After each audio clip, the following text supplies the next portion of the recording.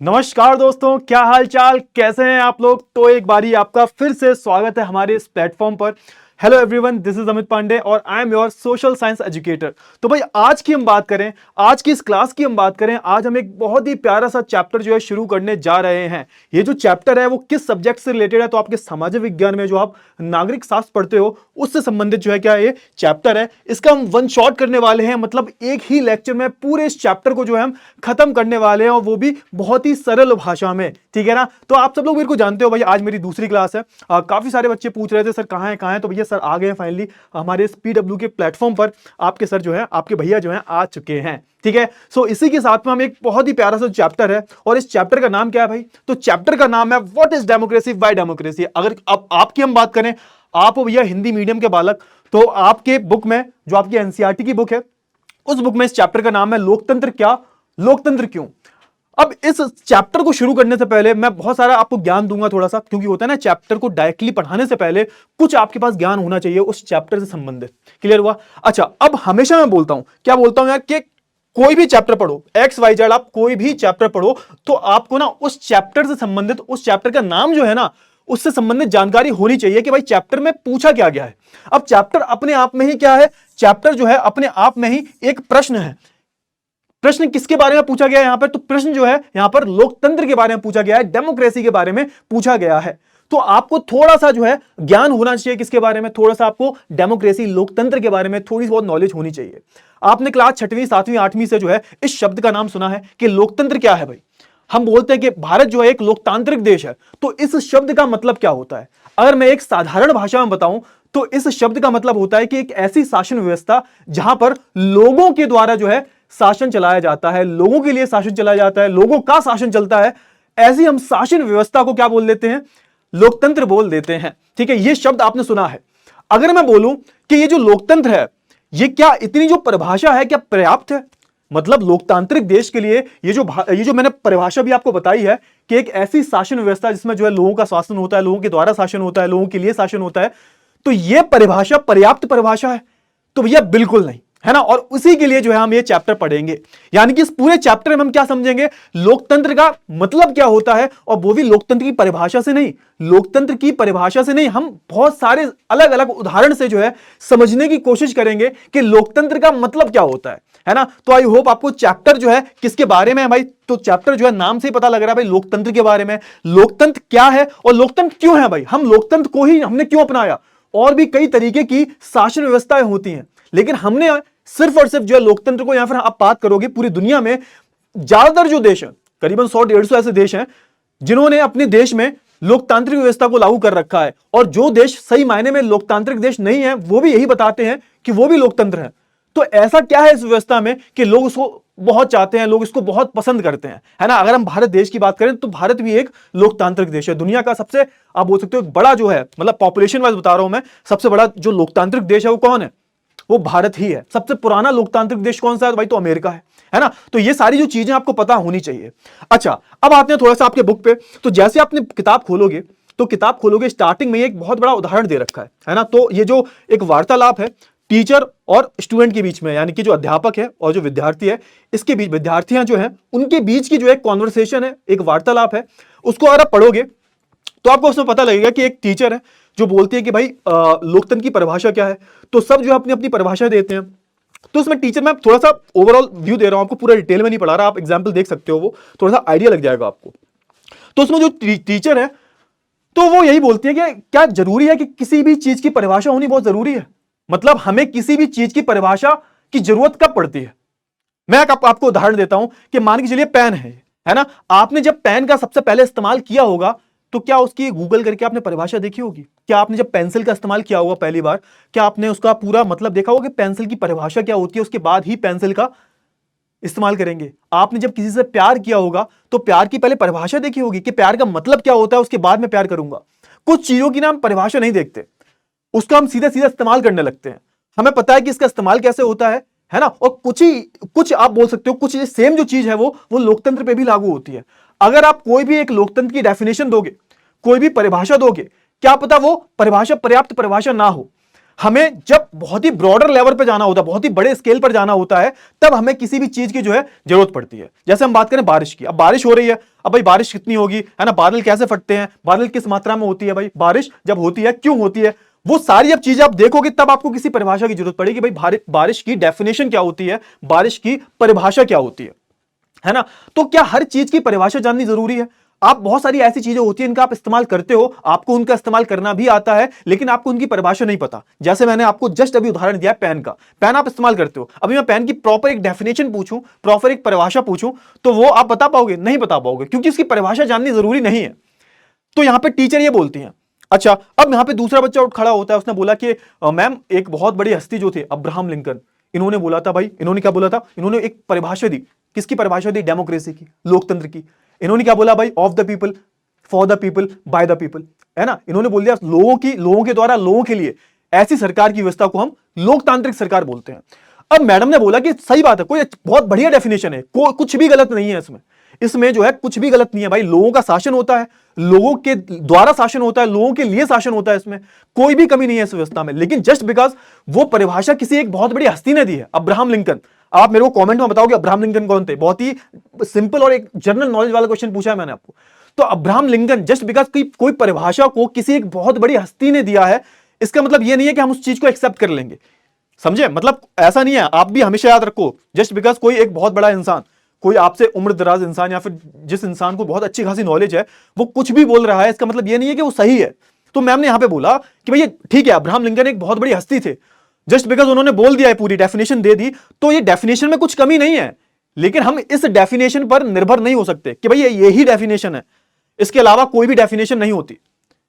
अभी हम आगे पढ़ेंगे, बहुत सारे उदाहरण देखेंगे, हम चीन का उदाहरण देखेंगे, हम एस्टोनिया का उदाहरण देखेंगे, हम फिजी का उदाहरण देखेंगे, सऊदी अरब का उदाहरण देखेंगे, हम अलग अलग देशों का उदाहरण देखेंगे, और वहां पर आपको लगेगा कि ये सब क्या है, लोकतांत्रिक देश हैं, लेकिन असल में वहां पे कोई भी लोकतांत्रिक व्यवस्था नहीं थी सही मायने में, है ना। चलिए ठीक है, ये हो जाता है वार्तालाप। अब एक दूसरा बच्चा खड़ा होता है, वो कहता है कि मैम एक काम करते हैं ना, हम शब्द पे चले जाते हैं, जो डेमोक्रेसी, जैसे लोकतंत्र को हम हिंदी में क्या बोलते हैं, सॉरी इंग्लिश में क्या बोलते हैं, इंग्लिश में हम इसको बोलते हैं डेमोक्रेसी, है ना। तो ये डेमोक्रेशिया एक शब्द है, यूनानी शब्द है, उससे मिलकर बना है। डेमो का मतलब होता है लोग, और क्रेशिया का मतलब होता है शासन, लोगों द्वारा शासन करना ही क्या कहलाता है? डेमोक्रेसी कहलाता है ना। अब मैम यहां पे बोलते हैं बिल्कुल सही बात है, मैम यहां पे क्या बोलती है, मैम यहां पे बोलती हैं कि बिल्कुल सही बात है, कोई दिक्कत नहीं है, यहां पे बिल्कुल सही डेफिनेशन है। लेकिन एक बात बताओ, सिर्फ शब्दों पर जाके किसी भी चीज का मतलब निकाल लेना सही नहीं होता। डेमोक्रेसी एक ऐसा शब्द है, इसकी आप पूरी की पूरी किताबें लिख सकते हो, और उस शब्द का सिर्फ मतलब आप एक शब्द से ही निकाल लो, उसके खुद के शब्द से निकाल लो, ये सही नहीं है। जैसे कि हम बात करें किसकी, तो एक उदाहरण लेता हूं मैं कंप्यूटर का। अब आज के टाइम पर सारे लोग जो है कंप्यूटर इस्तेमाल करते हैं, है ना, कंप्यूटर इस्तेमाल करते हैं कंप्यूटर का। तो कंप्यूटर का अगर आप शब्द देखोगे, उस शब्द का मतलब क्या होता है, तो उस शब्द का सिंपल सा मतलब है कि ऐसा कैलकुलेटर जो कि बहुत बहुत ज्यादा फास्ट कैलकुलेशन करता है, जो कि काम को आसान बना देता है, इतनी फास्ट उसकी कैलकुलेशन होती है। लेकिन आज के टाइम पर देखो, क्या कंप्यूटर सिर्फ कैलकुलेशन तक ही सीमित है? कैलकुलेशन मतलब है उसका शब्द, अगर शब्द पर जाओगे तो सिर्फ उसका मतलब यही है, एक बहुत ही फास्ट कैलकुलेटर। लेकिन आज के टाइम पर कंप्यूटर पे आप हजारों चीजें करते हो, हजारों चीजें करते हो, गेम्स खेलते हो, उस पर तुम इंस्टाग्राम चला रहे हो, बहुत सारी चीजें कर रहे हो, लेकिन उसका जो मूल शब्द था उससे तो बिल्कुल इसका मतलब ही अलग हो गया, जो आज हम काम कंप्यूटर पे कर रहे हैं। आप फोन की बात करो, फोन का इस्तेमाल क्या होता है, फोन का मतलब क्या होता है कि आप किसी दूसरे से बात कर सकते हो कॉल पे, उसका मतलब होता है फोन, टेलीफोन। लेकिन आज के टाइम पर आपका जो मोबाइल होता है, मोबाइल जिससे आप एक जगह से दूसरी जगह जो है बात कर सकते हो, क्या सिर्फ वही करते हो आप फोन में इंस्टाग्राम चलाते हो, फेसबुक चलाते हो, है ना, आप रील्स वगैरह देखते हो, गेम्स खेलते हो, बात करना तो उसका सिर्फ एक हिस्सा रह गया है। तो मैम ने बोला कि किसी भी शब्द के मूल अर्थ पर जाना जो है सही नहीं होता, क्योंकि समय के साथ साथ जो है उसका मूल रूप जो होता है, वो मूल अर्थ जो होता है वो बदल जाता है, चेंज हो जाता है। तो यहां पे मैम ने बोला, अब बच्चे परेशान हो गए, बच्चों ने बोला अब मैम आप बता ही दो कि एक सही डेफिनेशन, एक अच्छे लोकतंत्र की डेफिनेशन क्या होगी, परिभाषा क्या होगी। अब यहां से जो है हमारा जो चैप्टर है वो शुरू होता है। तो ये जो उदाहरण है आपकी बुक में दे रखा है, आप थोड़ा देखना, और आपको जो है यहां पर चीजें क्लियर हो जाएंगी, है ना। क्या है मतलब, ये पूरा उदाहरण दे रखा है, मैंने जस्ट शॉर्ट में जो है थोड़ा सा बता दिया है, क्योंकि ये बताना बहुत जरूरी था, इसलिए आपके बेसिक क्लियर हो जाए मतलब क्या हुआ इसका। अब ये सारा उदाहरण मैंने आपको दिया क्यों है, तो सिंपल सी चीज है कि देखो कि हर एक चीज की डेफिनेशन परफेक्ट डेफिनेशन नहीं होती, जैसे मैं डेमोक्रेसी की बात करूं कि आपको बहुत सारी चीजें ऐसी मिलेंगी जिसकी आपको एक परफेक्ट उदाहरण, परफेक्ट डेफिनेशन, परफेक्ट परिभाषा मिल जाएगी आपको। लेकिन डेमोक्रेसी एक ऐसी चीज है जिसकी एक परफेक्ट डेफिनेशन नहीं है। अब इस चैप्टर में हम बहुत सारे उदाहरण लेंगे और उन उदाहरण से हम एक अच्छा लोकतंत्र जो होता है, एक सही लोकतंत्र क्या होता है, उसकी परिभाषा को ढूंढने की कोशिश करेंगे। और एक लोकतंत्र ही क्यों, हमने लोकतांत्रिक व्यवस्था को ही क्यों अपनाया। तो ये सारी जो चीजें हम इस चैप्टर में करने वाले हैं। यानी कि इस पूरे चैप्टर में हम लोकतंत्र की डेफिनेशन पढ़ेंगे, परिभाषा पढ़ेंगे कि सही परिभाषा क्या होती है ना, लोकतंत्र की कमियां क्या होती हैं, खामियां क्या होती हैं, उसमें एक अच्छापन क्या है, क्यों ज्यादातर जो देश हैं वो लोकतांत्रिक व्यवस्था को ही अपनाते हैं। तो ये सारी चीजें हम जो है इस चैप्टर में पढ़ने वाले हैं। यानी कि कहने का मतलब क्या है, कहने का मतलब यह है कि लोकतंत्र की कोई भी एक परफेक्ट डेफिनेशन, परफेक्ट परिभाषा नहीं होती, उसको आप अलग अलग केसेस से, अलग अलग उदाहरण से ही सिर्फ समझ सकते हो। तो वही उदाहरण जो हम इस चैप्टर में पढ़ने वाले हैं। तो आई होप आपको ये पूरे चैप्टर की जो आउटलाइन है, एक पूरा सार जो था वो बहुत अच्छे से जो है क्लियर हो गया होगा। देखो इस चैप्टर को हम डिटेल में पढ़ने वाले हैं, तो ऐसा नहीं है कि 1 घंटे में क्लियर ये पूरा हो जाएगा चैप्टर, 45 मिनट में, 1 घंटे में, उससे ज्यादा भी हो सकते हैं, है ना। तो आपको डिटेल में जो है मैं पढ़ाऊंगा और मैं गारंटी से कहता हूं कि इस चैप्टर को पढ़ने के बाद आपके मन में कोई भी जो है डाउट नहीं बचेगा इस चैप्टर से रिलेटेड। क्लियर हुआ? चलिए तो स्टार्ट करते हैं। अब भाई सबसे पहले बात कर लेते हैं हम क्या क्या पढ़ने वाले हैं इस चैप्टर में, है ना। तो सबसे पहले हम देखेंगे लोकतंत्र का जो अर्थ है। ये अर्थ किसके अर्थ की बात कर रहा हूं मैं, कि लोकतंत्र की एक जनरल डेफिनेशन जो है, एक जो साधारण परिभाषा जो है, जिसको हम बोलते हैं ऐसे, जैसे कोई पूछे कि क्या परिभाषा होती है लोकतंत्र की, तो आप जो बोलते हो, जनरली जो बोलते हो, उसकी हम बात करेंगे, है ना। फिर उसके हटके जो हम क्या करेंगे कि प्रमुख फैसला निर्वाचित नेताओं के द्वारा, हाथ पाकिस्तान का उदाहरण लेंगे हम, बेसिकली हम इसमें सबसे पहले उदाहरण लेंगे, है ना। प्रमुख फैसले जो है निर्वाचित नेताओं के द्वारा लिए जाते हैं। प्रमुख फैसले क्या होते हैं लोकतंत्र में, प्रमुख फैसले जो होते हैं वो निर्वाचित नेताओं के द्वारा लिए जाते हैं। लेकिन मैं आपको जो है पाकिस्तान का उदाहरण दूंगा और उसमें बताऊंगा कि किस तरीके से पाकिस्तान में तख्ता पलट हुआ। पाकिस्तान का उदाहरण देके हम समझेंगे कि भैया लोकतंत्र का मतलब क्या होता है। लोकतंत्र का मतलब ऐसा नहीं है कि तुम जो चुनाव करवा रहे हो, है ना, नेता भी चुने जा रहे हैं, लेकिन हो कुछ और रहा है। उसका उदाहरण किससे समझेंगे, पाकिस्तान के उदाहरण से, ठीक है। फिर हम स्वतंत्र और निष्पक्ष चुनाव कि एक लोकतांत्रिक व्यवस्था होने के लिए भाई स्वतंत्र और एक निष्पक्ष चुनाव होने बहुत ज्यादा जरूरी है। अब इसमें हम किसका उदाहरण लेंगे, तो हम भाई चीन और मैक्सिको का उदाहरण लेंगे कि भैया वहां पे ऐसा क्या हुआ। वहां पे पूरा प्रॉपर तुम्हें दिखेगा कि वहां पे एक लोग जो है अपने शासक को जो है चुन रहे हैं, लेकिन वहां पे ऐसा क्या हो रहा है जिससे कि आप बोल सकते हो कि वो लोकतंत्र नहीं है। और हम बात कर लेते हैं एक व्यक्ति एक वोट, यानी कि हर एक व्यक्ति का जो एक वोट का मूल्य होता है वो बराबर होता है सबका। हर एक कोई एक वोट डाल सकता है और हर एक वोट का मूल्य सेम होता है, चाहे वो झुग्गी झोपड़ी वाला हो, चाहे वो अंबानी अदानी हो, सबके वोट की जो वैल्यू होती है, मूल्य जो होता है वो एक जैसा होता है। लेकिन यहां पे हम कुछ और उदाहरण देखेंगे, ऐसा नहीं था। जैसे हम उदाहरण लेंगे अपना ये सऊदी अरेबिया का उदाहरण लेंगे, है ना, हम उदाहरण लेंगे एस्टोनिया का, हम फिजी का उदाहरण देखेंगे। इन सारे अलग अलग उदाहरण से जो हम जानने की कोशिश करेंगे।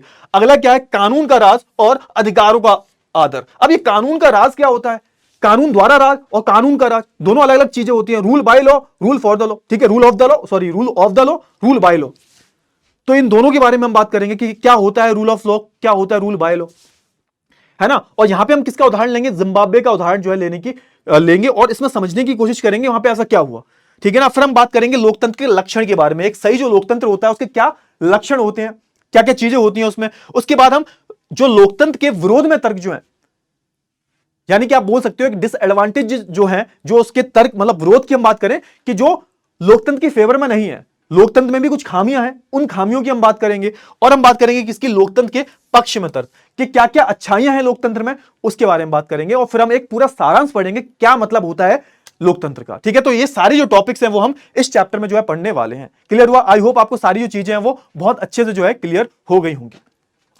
सबसे पहले हम बात कर लेते हैं लोकतंत्र की एक जनरल डेफिनेशन के बारे में, एक जनरल परिभाषा के बारे में, जो आपने बचपन से ही पढ़ी है कि भाई एक ऐसे प्रकार की शासन व्यवस्था है लोकतंत्र जिसमें जो है शासक का चुनाव कौन करता है, भाई शासक मतलब जो रूल कर रहा है, उसका चुनाव कौन करता है, भाई जनता करती है ना। शासकों का चुनाव किसके द्वारा किया जाता है, लोगों के द्वारा किया जाता है। लोगों की ही सरकार होती है, लोगों के लिए ही सरकार होती है ना। तो ये एक जनरल डेफिनेशन है। अब मैं बोलूं कि ये जो डेफिनेशन जो है ये पर्याप्त नहीं है, क्योंकि ऐसे कई सारे देश हैं जहां पर सरकार जो है उसका चुनाव कौन कर रही है, लोग कर रहे हैं, लेकिन फिर भी वहां पे सही मायने में लोकतंत्र नहीं है या फिर लोकतांत्रिक सरकार नहीं है।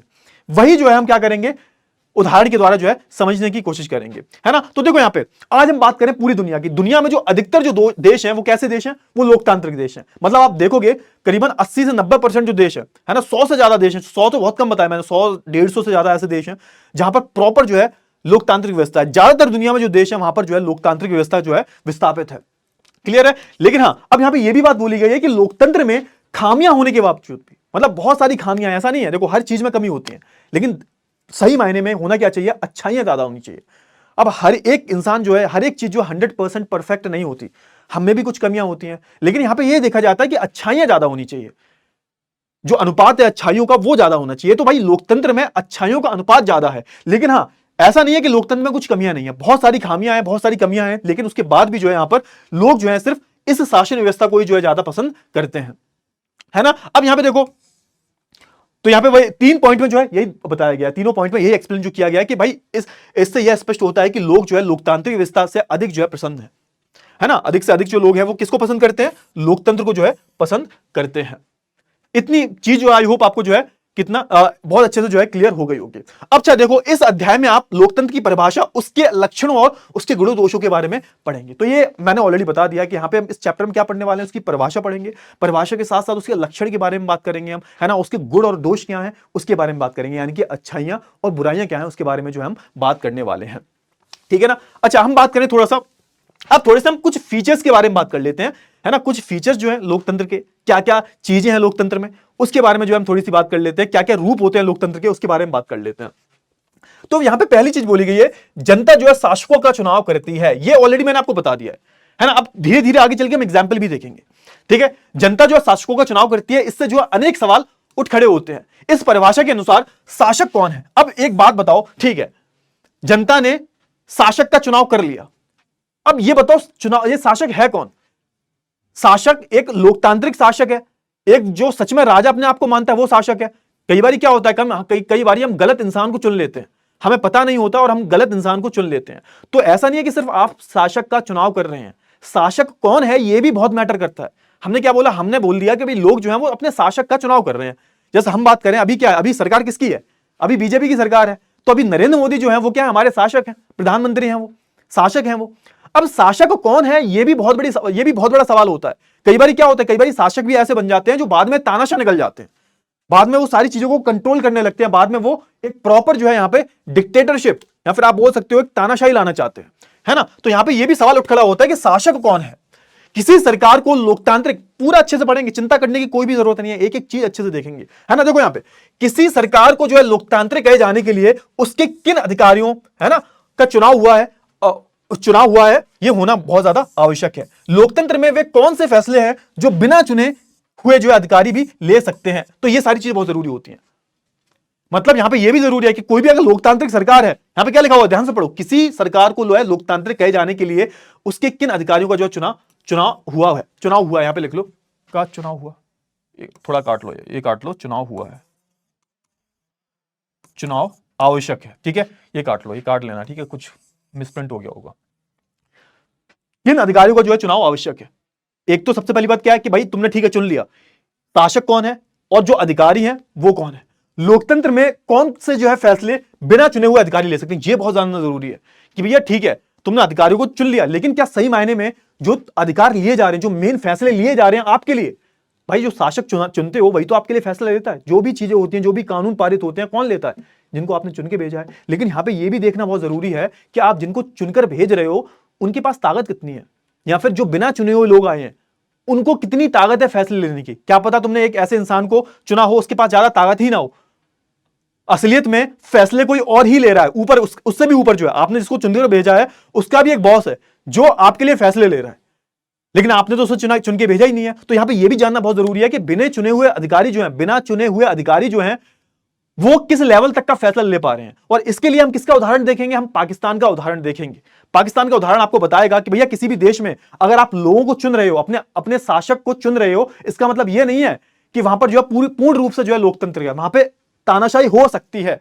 यह उदाहरण देखेंगे पाकिस्तान का, ठीक है। आगे बढ़ते हैं, किस तरह के जो है चुनाव को जो है लोकतांत्रिक चुनाव कहते हैं। किसी भी चुनाव को लोकतांत्रिक कहने के लिए जो है किन शर्तों का जो है पूरा होना जरूरी है, ये सब जो है हम आगे देखने वाले हैं। कौन लोग जो है शासकों का जो है चुनाव करते हैं या खुद शासक चुने जा सकते हैं। तो ये सारी जो चीजें हैं ना हम पढ़ने वाले हैं। मतलब चुनाव कौन करेगा, वोट कौन डाल सकता है, शासक का चुनाव कौन करता है, कौन कौन जो लोग होते हैं वो चुन के जो है लोकतांत्रिक व्यवस्था में जाते हैं। तो ये सारी जो चीजें हम यहां पर पढ़ने वाले हैं। क्या इसमें जो है प्रत्येक नागरिक का जो है बराबरी की हैसियत से भाग लेना जरूरी है? क्या कोई लोकतांत्रिक व्यवस्था अपने कुछ नागरिकों को जो है इस अधिकार से वंचित कर सकती है? यानी कि क्या आपकी कोई भी जो शासन व्यवस्था है वो आपको वोट डालने का मतलब क्या है? आप अपने सरकार अपने आप जो शासक का चुनाव कर रहे हो, क्या कोई भी सरकार रोक सकती है आपके शासक का चुनाव करने से? तो ये भी हम देखेंगे, क्योंकि ये भी एक बहुत जो है लोकतांत्रिक व्यवस्था का हिस्सा है कि अगर आप किसी भी लोकतांत्रिक देश में हो तो आप अपने शासक का चुनाव कर सकते हो, इसमें आपको कोई नहीं रोक सकता है ना। आप अगर उस देश के नागरिक हो, 18 साल के हो, वयस्क हो आप, तो आप अपने शासक का चुनाव कर सकते हो, है ना। अगर ऐसा हो सकता है कि आपको कोई इस अधिकार से वंचित रख रहा हो, ऐसा हो सकता है, बिल्कुल हो सकता है, लेकिन आप ऐसी व्यवस्था को लोकतांत्रिक नहीं बोल सकते कि जिसमें कोई इंसान जो है अपने शासक को चुन ही नहीं पा रहा, उसको इन अधिकारों से वंचित रखा जा रहा है। समझ में आ गया? चलिए, अच्छा, सरकार के किस स्वरूप को जो है लोकतांत्रिक कहेंगे? अब देखो, सरकार के तो बहुत सारे स्वरूप होते हैं भाई। अब एक तो तानाशाह होता है, जिसमें सिर्फ तानाशाह ने जो बोल दिया पत्थर की लकीर है। बहुत सारे स्वरूप होते हैं भाई। एक पूरी संसद होती है, संसद में जितने भी लोग होते हैं वो चुनकर जाते हैं, वो फैसला लेते हैं। एक शासक होता है भाई, जिसको हम राजतंत्र बोलते हैं। तो सरकार का स्वरूप क्या है भाई, ये भी होना जरूरी है। क्या चुने हुए शासक जो है लोकतंत्र में अपनी मर्जी से सब कुछ कर सकते हैं? यानी कि यहां लोकतांत्रिक सरकार के लिए कुछ लक्ष्मण रेखाओं में बंधकर काम करना जरूरी है। मतलब यह है कि आपने, ठीक है, आपने शासक चुन लिया, वोट दे दिया आपने, क्या उस पर किसी का लगाम है या नहीं है? बिल्कुल है भाई। जैसे हम बात करें हमारी जो लोकतांत्रिक व्यवस्था है, कहने को तो बीजेपी जो है रूलिंग पार्टी है, लेकिन ऐसा नहीं है कि बीजेपी कुछ भी चाहे वो मन से करेगी। भैया, हमारा जो संविधान है, वो सरकार जो है, रूलिंग पार्टी जो है, उस पर भी क्या लगाता है? उस पर भी जो है लक्ष्मण रेखाएं लगा रखी हैं कि तुम जो है हर चीज अपनी मर्जी से नहीं कर सकते, तुम पर लगाम है।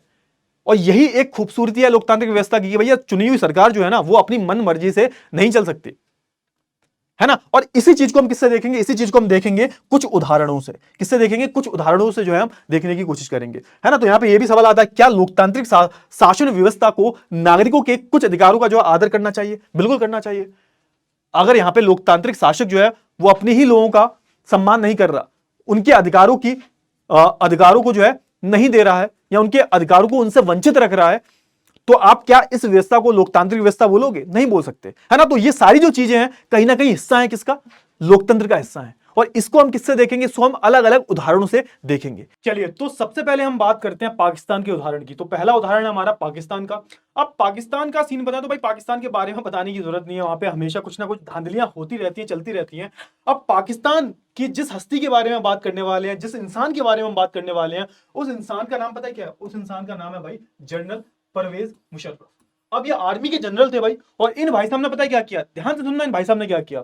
तो इन भाई साहब ने वहां पर तख्ता पलट कर दिया कि सर तख्ता पलट क्या होता है। अब देखो, जो भी मैं आपको बता रहा हूं वो सब कुछ यहाँ पे लिखा हुआ है ना। तो आपके इसको नोट्स मिल जाएंगे। आपके नोट्स कहां मिलेंगे भाई? तो पीड बुल्लू के प्लेटफॉर्म पर ही आपको इसके नोट्स मिल जाएंगे, इसकी पीडीएफ मिल जाएगी। आपको सिर्फ मेरी बातें सुननी है, और जो भी लिखा हुआ है वो सब आपको जो है लिखा हुआ मिल जाएगा, आपकी किताब में भी मिल जाएगा। बस आपको जो है अपने कॉन्सेप्ट को क्लियर करना है, ठीक है। तो हम किस इंसान के बारे में बात कर रहे हैं भाई? तो हम बात कर रहे हैं जनरल परवेज मुशर्रफ के बारे में, है ना। तो आपने देखा होगा जब 2002 के करीब, उस टाइम, उससे पहले जब मैच हुआ था इंडिया और पाकिस्तान का, तो इंडिया वाले जो थे पाकिस्तान खेलने गए थे, तो वो अलग ही स्टोरी एक है।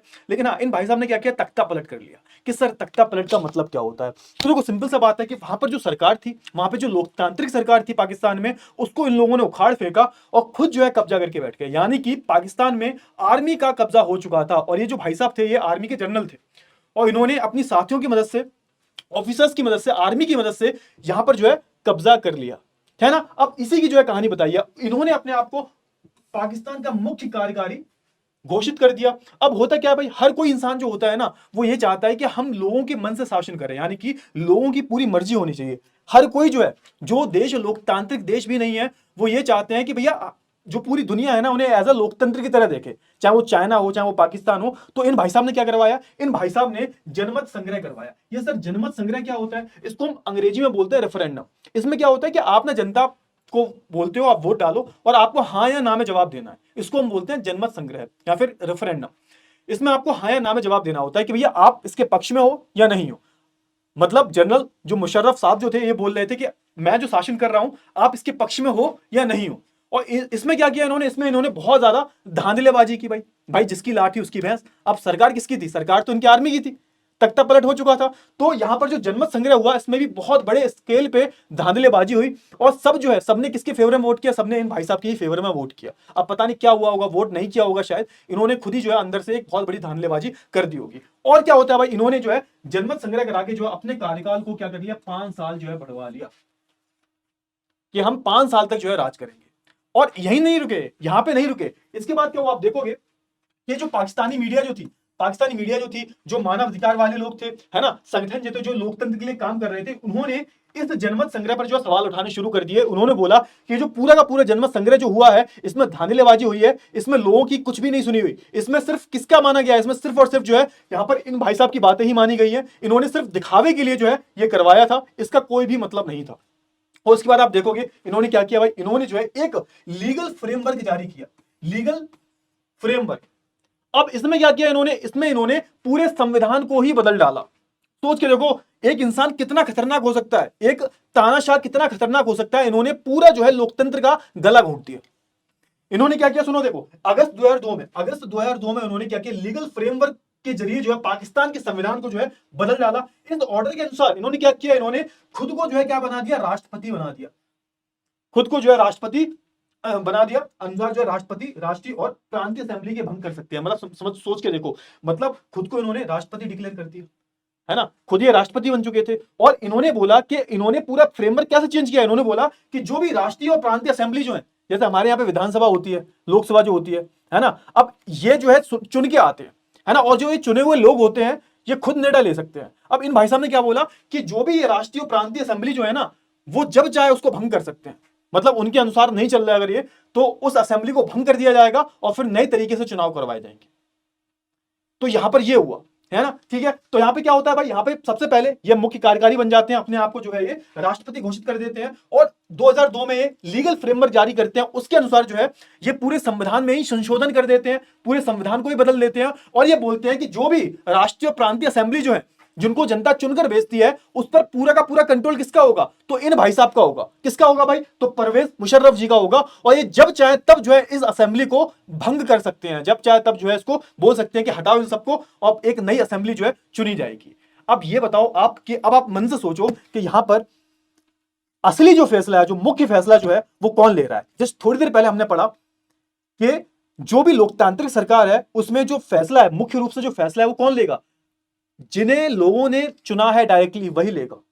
मतलब हम जो है जिस इंसान को चुन रहे हैं वो किसी का अंडर में नहीं होना चाहिए, वो खुद जो है फैसला ले सकता है। लेकिन यहां पे क्या हो रहा है, यहां पे भैया जो जिन लोगों को चुना जा रहा है वो तो किसके अंडर में है, वो तो इन भाई साहब के अंडर में है। तो आप क्या इस सरकार को लोकतांत्रिक सरकार बोल सकते हो? तो यहाँ पे आप आगे देखो, आगे आपको और समझ में आएगा। तो ऐसे कुछ दिखते थे भाई साहब, है ना। देखो इनका शक्ल आपको, आपने शायद देख रखी होगी इनकी शक्ल। अब तो ये लंदन भाग गए हैं, है ना। इनको जेल में, इनको जेल भी हुई थी, ऐसा नहीं है, फिर बाद में पकड़े गए, इनको जेल हुई और फिर ये लंदन भाग गए, है ना। मेडिकल इमरजेंसी के चलते जो है इन्होंने बहाना बनाया कि भैया इनको परेशानी है थोड़ी सी, है ना, ये ठीक नहीं है शारीरिक रूप से, तो ये लंदन भाग गए। क्लियर हुआ? अच्छा, अब यहाँ पे देखो क्या हुआ, जो इनका मंत्रिपरिषद था, मंत्रिपरिषद के कामकाज पर जो है एक राष्ट्रीय सुरक्षा परिषद की निगरानी रहेगी। अब सोच के देखो, अब ये मंत्रिपरिषद कौन है, जो ये असेंबली में बैठेगा, जिसको आप चुनकर भेज रहे हो, इसके जिसको पाकिस्तान के लोग चुनकर भेज रहे हैं। लेकिन इस मंत्रिपरिषद, अब मंत्रिपरिषद क्या होता है, कैबिनेट जैसा होता है ना, कि जैसे नरेंद्र मोदी जो है ना, उनके कैबिनेट में बहुत सारे मंत्री हैं। क्लियर हुआ ना। तो यहां पे भी इनके भी मंत्रिपरिषद थे, पूरा कैबिनेट था। अब इन पर जो है किसका कंट्रोल रहेगा, इन पर जो है राष्ट्रीय सुरक्षा परिषद का जो है कंट्रोल रहेगा। और जो ये राष्ट्रीय सुरक्षा परिषद जो थी ना, इसमें सारे लोग कौन से थे, तो सारे के सारे जो लोग थे वो पाकिस्तान की आर्मी वाले थे, पाकिस्तान की आर्मी वाले थे। मतलब जो परवेज मुशर्रफ जी थे, उनके जो आर्मी लोग थे, वो सिर्फ जो है, मतलब होता है ना कि जब कोई इंसान पावर में होता है तो अपने आसपास किसको बिठालता है, अपने जानकार, अपने रिश्तेदार, इन सबको बिठालता है ना। तो ये जो राष्ट्रीय सुरक्षा परिषद है, जिसका कंट्रोल है मेन किस पर, ये जो मंत्रिपरिषद है, जिन्हें लोगों ने चुनकर भेजा है, इसको कौन चुन रहा है भाई, इसको जो है परवेज मुशर्रफ ही चुन रहे हैं। और इसमें जो भी लोग थे ना, वो सब जान पहचान के थे, वो सब रिश्तेदार थे, परिवार वाले थे, और वो सब जो है आर्मी के ही लोग थे। अब मेन जो है, मेन ताकत किसके हाथ में है, अगर आप पूरी कहानी सुनी हो आपने ध्यान से, तो मेन ताकत जो है इस राष्ट्रीय सुरक्षा परिषद और परवेज मुशर्रफ जी के हाथ में ताकत है। ये सिर्फ जो जो जो जो ये लोग हैं, मंत्रिपरिषद के जो लोग हैं, ये सिर्फ और सिर्फ जो है दिखावटी मंत्री हैं। इनको चुनकर तो जनता ही भेज रही है, लेकिन इनके हाथ में कुछ भी ताकत नहीं है। तो ये घपला किया था भाई इन भाई साहब ने पाकिस्तान में, ठीक है ना। तो देखो वही लिखा हुआ है ना। तो देखो राष्ट्रीय सुरक्षा परिषद की निगरानी रहती थी, जिसके ज्यादातर सदस्य जो है फौजी अधिकारी थे, है ना, वो किसके अधिकारी थे? फौजी अधिकारी थे जो परवेज सिंह के साथ मिले हुए थे। इस कानून के पास हो जाने के बाद जो है राष्ट्रीय और प्रांतीय असेंबलियों के लिए जो है चुनाव कराए गए, है ना। अब क्या हुआ, आप देखो, अब इन्होंने खुद को जो है लोकतांत्रिक दिखाने के लिए चुनाव करवाए, है ना। चुनाव कहां पर हुए? तो हमारे देश में चुनाव होते हैं ना, विधानसभा के, लोकसभा के चुनाव होते हैं, तो यहां पर भी चुनाव हुए, है ना। प्रांतीय चुनाव हुए, राष्ट्रीय चुनाव हुए, राष्ट्रीय स्तर पर, यानी कि जो हमारे देश में लोकसभा के चुनाव होते हैं ना, राष्ट्र स्तर पर होते हैं, और प्रांतीय चुनाव जो होते हैं, राज्य के चुनाव जो होते हैं, है ना। तो देखो यहाँ पे राष्ट्रीय चुनाव हुए, प्रांतीय चुनाव हुए, ये सब चुनाव करवाए गए, ये दिखाने के लिए कि पाकिस्तान में अभी भी क्या है, डेमोक्रेसी है। लेकिन इसका कुछ फायदा नहीं था। क्यों? क्योंकि ये जो लोग चुनकर जा रहे थे, सारे के सारे जो मंत्री चुनकर जा रहे थे, ये किसके अंडर में थे? तो ये जो है राष्ट्रीय सुरक्षा परिषद के ही अंडर में थे। तो अब मेरा आपसे सवाल है, क्या आप ये बोल सकते हो कि पाकिस्तान में एक लोकतांत्रिक सरकार थी? नहीं बोल सकते। क्यों? क्योंकि जो चुने हुए प्रतिनिधि जो थे, है ना, इनको कुछ भी जो है अधिकार नहीं मिले थे, है ना। लेकिन जो है सर्वोच्च सत्ता सेना के अधिकारियों और जनरल मुशर्रफ के पास ही थी। मतलब जो सर्वोच्च सत्ता जो थी, है ना, अधिक से अधिक जो अधिकार जो थे वो किसके हाथ में थे? वो राष्ट्रीय सुरक्षा परिषद के हाथ में थे। क्लियर हुआ? स्पष्ट है कि जनरल मुशर्रफ के शासक वाले पाकिस्तान को लोकतंत्र नहीं कहा जा सकता। लोकतंत्र ना कहने के अनेक ठोस कारण है। क्या ठोस कारण है? अब टॉपिक पढ़ो। हमारा टॉपिक क्या था? प्रमुख फैसले निर्वाचित नेताओं के हाथ में लिए जाते हैं। प्रमुख फैसले जो है कौन लेता है भाई? तो जो निर्वाचित नेता जो है, यानी कि जिसको आपने चुनकर भेजा है, वही प्रमुख जो है फैसले लेता है। लेकिन यहां पर क्या हो रहा है? यहां पर नेता तो चुना जा रहा है। अब देखो यहां पे पूरी डेफिनेशन आ रही है लोकतंत्र की। लोकतंत्र का मतलब क्या था? कि एक ऐसी शासन व्यवस्था जिसमें लोग जो है अपने शासक को चुनकर भेज रहे हैं। अब चुनकर तो इसमें भी भेज रहे हैं, लेकिन उनके पास कोई ताकत नहीं है। क्यों नहीं है ताकत? क्योंकि सारी ताकत जो है वो किसके हाथ में? आर्मी के हाथ में आ गई है, मुशर्रफ जी के हाथ में आ गई है। तो आप क्या बोल सकते हो ऐसी व्यवस्था को लोकतांत्रिक? अब ये पूरा जो है, पूरी परिभाषा को जो है यहां पर मान रहा है, पूरी परिभाषा फॉलो कर रहा है यहां पे। लेकिन फिर भी जो आप पाकिस्तान को लोकतंत्र नहीं बोल सकते। क्यों नहीं बोल सकते भैया? क्योंकि जिन इंसानों को आपने चुना है, जिन लोगों को आपने चुनकर भेजा है, उनके हाथ में तो कुछ ताकत ही नहीं है। उनके गले में फंदा किसका पड़ा हुआ है? तो ये आर्मी वालों का फंदा पड़ा हुआ है, मुशर्रफ साहब जी का फंदा पड़ा हुआ है। तो आप बोल सकते हो कि पाकिस्तान में भी जो है लोकतांत्रिक व्यवस्था नहीं है। क्यों नहीं है? क्योंकि यहां पर जो भी निर्वाचित शासक जो है, इनके हाथ में कोई भी ताकत नहीं है, इनके हाथ में फैसला लेने की ताकत नहीं है। और एक लोकतंत्र में जब तक जिस इंसान को आपने चुनकर भेजा है उसके हाथ में कोई ताकत नहीं है, तो उसको आप लोकतंत्र नहीं बोल सकते। तो यहां पे पहले पॉइंट में ये बताया गया है। क्लियर हुआ? तो पहली चीज जो है आपको बहुत अच्छे से जो है क्लियर हो गई होगी। समझ में आ गया? चलिए, तो देखो यहां पे फटाफट से, है ना, ये स्टार्टिंग में हमने पढ़ा था ना, देखो जनता जो है शासकों का चुनाव करती है, और जनता जिस शासक का चुनाव कर रही है ना, उसके हाथ में ही ताकत होनी चाहिए। क्या करने की भाई? फैसले लेने की। क्लियर? कोई दूसरा बंदा जिसके हाथ में कोई ताकत नहीं है, जिसने चुनाव नहीं लड़ा, ऐसा बंदा फैसला लेता है, तो वो लोकतांत्रिक सरकार नहीं है। तो यहां पे जो मुशर्रफ साहब है, इनको किसी ने वोट नहीं दिया, इनको किसी ने चुना नहीं है, बस इनके हाथ में आर्मी थी, इनके हाथ में ताकत थी, तो उन्होंने तख्ता पलट कर लिया। समझ में आया? चलिए, अब ये भाई साहब की हमने कहानी पढ़ ली। क्लियर हुआ? चलिए, तो ये सारी चीजें जो है मैंने आपको ऑलरेडी जो है बता दी है लोगों ने राष्ट्रीय प्रांतीय असेंबली के लिए। अब देखो ये सारी कहानी मैंने ऑलरेडी आपको पूरी जो लिखी हुई है ना, वही सारी कहानी जो मैंने आपको बता दी। क्लियर हुआ? चलिए, अब बात कर लेते हैं स्वतंत्र और निष्पक्ष चुनाव मुकाबला। अब एक लोकतांत्रिक व्यवस्था में जब तक एक स्वतंत्र चुनाव नहीं होते, एक निष्पक्ष चुनाव नहीं होते, निष्पक्ष का मतलब किसी के पक्ष में चुनाव नहीं होते, मतलब हारने और जीतने के जो चांसेस हैं वो हर एक पार्टी के बराबर है। जैसे हम भारत की बात करें तो भारत में सर्वदलीय पार्टी है, मतलब बहुत सारे दल जो होते हैं, वो पार्टी जो होती है वो खड़ा होती है चुनाव में। बहुत सारी पार्टियां, है ना, प्रांतीय स्तर पर, है ना, राष्ट्रीय स्तर पर बहुत सारी पार्टियां खड़ी होती हैं, और वो जो पार्टियां होती हैं वो चुनाव लड़ती है ना। अब उन सब के चांसेस जो होते हैं वो बराबर होते हैं जीतने के। निष्पक्ष चुनाव का मतलब क्या होता है? जो किसी के पक्ष में ना हो, हारने और जीतने के जो चांसेस हैं वो सबके बराबर। ऐसी ही शासन व्यवस्था को आप लोकतांत्रिक बोल सकते हो। मान के चलो हर एक जगह जो है चुनाव हो भी रहे हैं, है ना, चुनाव हो रहे हैं, लोग चुन रहे हैं अपने नेता को, लेकिन वो अगर निष्पक्ष है, निष्पक्ष है तो ठीक है, अगर निष्पक्ष नहीं है तो कोई फायदा नहीं है, तो आप उसको लोकतंत्र नहीं बोल सकते। अब यहां पर हम किसका उदाहरण लेंगे? तो भैया यहां पर हम उदाहरण लेंगे चीन का, है ना। अब चीन में जो संसद होती है, चीन की जो संसद होती है, हमारे यहाँ पे भी संसद होती है, हर जगह संसद होती है। संसद का काम क्या होता है? संसद का मेनली यही काम होता है कि जिन लोगों के लिए वो आए हैं, जिन लोगों ने उनको चुनकर भेजा है, उनके लिए निर्णय लेना ही संसद का काम होता है। जैसे हम बात करें, बीजेपी है अभी पावर में, ये कहाँ बैठते हैं? इनके नेता जो हैं सब संसद में बैठते हैं। जो ऑपोजिशन पार्टी के लोग हैं, इनको सीट मिली है, वो कहाँ बैठते हैं? वो भी संसद में बैठते हैं। इनका काम क्या होता है? यही काम होता है, जनता के लिए काम करना, है ना। तो चीन की जो संसद है उसका नाम क्या है? तो बड़ा ही अजीब नाम है, कुआंगो रेममिन दाइवियाओ दुहाई दहाई, है ना। तो इतना कॉम्प्लिकेटेड नाम याद करने की जरूरत नहीं है, एक बार देख लेना, मे भी एग्जाम में आ जाए, है ना। इसको आप सिंपल सा क्या बोल सकते हो, राष्ट्रीय जन संसद, राष्ट्रीय जन संसद आप बोल सकते हो। तो इसको चाइनीज भाषा में ये बोलते हैं, और वैसे हम बोल देते हैं नॉर्मली राष्ट्रीय जन संसद। क्लियर हुआ। ये क्या है भाई, ये जो है चीन की संसद का नाम है। तो चीन का क्या होता है, चीन के संसद के लिए जो है अब यहाँ पे 5 वर्ष में जो है चुनाव होते हैं, जैसे हमारे भारत में हर 5 वर्ष में चुनाव होते हैं, तो यहाँ पर संसद का चुनाव होता है, और हर 5 वर्ष बाद जो है यहाँ पर संसद का जो है चुनाव होता है नियमित रूप से। हर 5 वर्ष बाद जो है आप देखोगे, हर 5 वर्ष बाद यहाँ पे नियमित चुनाव होते हैं। अब आप कहोगे सर बहुत अच्छी बात है, फिर आप ऐसा क्यों बोल रहे हो कि चीन में जो है लोकतंत्र नहीं है। हम क्यों बोलते हैं कि चीन में जो है सिर्फ एक ही पार्टी है, उसका नाम है कम्युनिस्ट पार्टी। शी जिनपिंग जो है भाई उसके नेता हैं, जैसे ऐसे कुछ दिखते हैं, वो देखो ध्यान से, है ना, ये दिख रहे हैं ना, शी जिनपिंग, ये कौन है भाई, तो ये नेता है कम्युनिस्ट पार्टी के, और एक ही पार्टी। हम ऐसा क्यों बोलते हैं। अब यहाँ पे तो मैंने ऐसा बोला कि हर 5 साल बाद नियमित चुनाव होते हैं। अब यहाँ पे दिक्कत क्या पता है, दिक्कत ये है कि यहाँ पे चुनाव तो होते हैं, और करीबन जो है इस संसद में 3,000 लोग जो है चुनकर भी आते हैं। सर बहुत अच्छी बात है, फिर आप ऐसा क्यों बोल रहे हो कि चीन में जो है लोकतंत्र नहीं है। चीन में सिर्फ एक ही पार्टी है, कम्युनिस्ट पार्टी। यहां पर चुनाव भी होते हैं, नियमित चुनाव होते हैं, हर 5 वर्ष में चुनाव होते हैं, 3,000 लोग चुनकर भी आते हैं, है ना। अब यहाँ पे कुछ सदस्यों का जो चुनाव सेना भी करती है, हर एक सदस्य, मतलब कुछ सदस्यों का चुनाव सेना भी कर रही है ना। हर एक जगह से 3,000 जो है सदस्य जो है चुनकर आते हैं, उनको वोट दिए जाते हैं, प्रॉपर जो है पब्लिक, जो चाइना की पब्लिक है, चीन की जो पब्लिक है, आम लोग जो है उन्हें वोट करते हैं। ठीक है, फिर क्या होता है, चुनाव लड़ने से पहले सभी उम्मीदवारों को जो है चीनी कम्युनिस्ट पार्टी से मंजूरी लेनी पड़ती है। ले देखो आगे यहाँ पे। अब एक बात बताओ, सबसे उच्च पार्टी कौन सी है चाइना में, चीनी कम्युनिस्ट पार्टी, है ना। अब कोई भी अगर पार्टी चुनाव लड़ना चाहती है, जो भी छोटी छोटी पार्टियां होती हैं, प्रांतीय पार्टियां जो होती हैं, चुनाव लड़ना चाहती हैं, उनको किससे परमिशन लेनी पड़ेगी, तो उनको जो है कम्युनिस्ट पार्टी से जो है परमिशन लेनी पड़ेगी। चीनी communist party, communist party of China ऐसे इंग्लिश में बोलते हैं।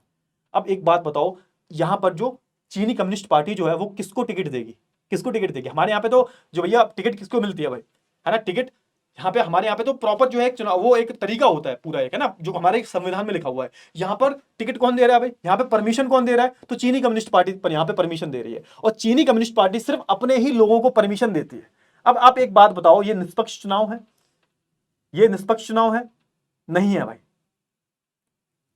क्यों नहीं है यहाँ पे, क्योंकि यहाँ पे जो भी लोग, जो भी उम्मीदवार खड़े होना चाहते हैं, वो सिर्फ और सिर्फ किसके होते हैं, किस पार्टी के होते हैं, तो ये जो चीनी कम्युनिस्ट पार्टी है, इसके अंडर में बहुत सारी छोटी छोटी पार्टियां हैं, इन्हीं के लोग खड़े हो जाते हैं और इन्हीं के लोग जीतते हैं। मतलब मैं बोलूं पूरे देश में सिर्फ एक ही पार्टी है जिसका नाम क्या है, कम्युनिस्ट पार्टी ऑफ चाइना, है ना। इसके अंदर छोटी छोटी पार्टियां हैं, है ना, प्रांतीय पार्टियां जो है यही खड़ी होती है, इनको टिकट मिलता है और यही जीत जाती है। तो रेस में जब अकेले दौड़ोगे तो अकेले ही तो जीतोगे। एक बात बताओ, जब रेस में तुम अकेले ही भाग रहे हो, है ना, तो कौन जीतेगा, तुम ही तो जीतोगे। ठीक है ना। तो यहां पे वही बात हो रही है, 2002 से 3 में हुए चुनाव में सिर्फ कम्युनिस्ट पार्टी और उससे जो है संबंधित कुछ छोटी पार्टियों को ही जो है, सदस्यों को ही चुनाव लड़ने के लिए जो अनुमति मिली, है ना। जो कम्युनिस्ट पार्टी की छोटी छोटी पार्टियां थी, उनको ही जो अनुमति मिली, और फिर सरकार किसकी बनी, सरकार जो है कम्युनिस्ट पार्टी की ही बनी। हमेशा यही होता है, अभी भी यही होता है। अभी आज 2024 चल रहा है, 2024 में भी यही होता है कि हर बारी जो है 5 साल बाद चुनाव होते हैं, और चुनाव में सिर्फ एक ही पार्टी खड़ी होती है, कम्युनिस्ट पार्टी। दिखावे के चुनाव होते हैं, उसमें जीतता कौन है, कम्युनिस्ट पार्टी ही जीतती है। तो आई होप आपको इतनी चीजें वो क्लियर हो गई होंगी। आगे बढ़ते हैं, बात कर लेते हैं। अब दूसरा उदाहरण देखते हैं हम। दूसरा उदाहरण कौन सा है भाई, तो दूसरा उदाहरण है मैक्सिको का, है ना। अब मैक्सिको की हम बात करें, मैक्सिको है कहां पर, वेयर इज मैक्सिको। मैक्सिको की हम बात करें, मैक्सिको ये है ना, ये जो आप हमारा देखते हो ना, आप जो अमेरिका देखते हो, अमेरिका के 2 हिस्से हैं, एक नॉर्थ अमेरिका, एक साउथ अमेरिका। तो जब आप साउथ अमेरिका आओगे, दक्षिण अमेरिका में आओगे नीचे, है ना, ये ऐसा कुछ बना हुआ है, ये कुछ ऐसा बना हुआ है, थोड़ा सा देखो, पेन चेंज करता हूं मैं। ये ऊपर क्या है, ये ऊपर है नॉर्थ अमेरिका हमारा, है ना, उत्तर अमेरिका है ना, और ये नीचे आप आओगे, है ना, ये नीचे आप आओगे, ये साउथ अमेरिका, ये दक्षिण अमेरिका। क्लियर। तो दक्षिण अमेरिका में एक देश है, इसका नाम क्या है, दक्षिण अमेरिका में बिल्कुल एक देश है, इसका नाम है मैक्सिको, है ना। मैक्सिको की बात हो रही है, तो आपको पता होना चाहिए भाई मैक्सिको कहाँ है। ठीक है, ये तो पूरा जो है मैक्सिको है, काफी विशाल देश है ना। तो यहाँ की हम बात कर लेते हैं, मैक्सिको की। ठीक है, अब यहाँ पे आप आओगे तो देखो, यहाँ पे 1930 में आजाद हुआ है मैक्सिको। कब आजाद हुआ, 1930 में जो है इसको आजादी मिल गई। और यहाँ पे क्या होता है, यहाँ पे हर 6 वर्ष बाद जो है यहाँ पर राष्ट्रपति चुनने की जो प्रक्रिया शुरू होती है। यहाँ पे हर 6 वर्ष बाद चुनाव होते हैं, जैसे हमारे भारत देश में 5 वर्ष में चुनाव होते हैं, यहाँ पे जो है 6 वर्ष बाद जो है चुनाव आता है। यहाँ पे जो है लोग जो है वो चुन चुन कर आते हैं। आप कहो बहुत बढ़िया बात है सर, चुनाव हो रहे हैं, बहुत बढ़िया बात है, 6 वर्ष में चुनाव हो रहे हैं, कितनी बढ़िया बात है, यहाँ पे तो लोकतंत्र है। क्योंकि आपने क्या बोला था सर, आपने तो यही बोला था कि भाई लोगों द्वारा चुने हुए जो लोग प्रतिनिधि जो आते हैं, ऐसी सरकार को हम लोकतंत्र बोलते हैं। तो यहाँ पे तो चुनाव हो रहा है, तो ये भी लोकतंत्र है।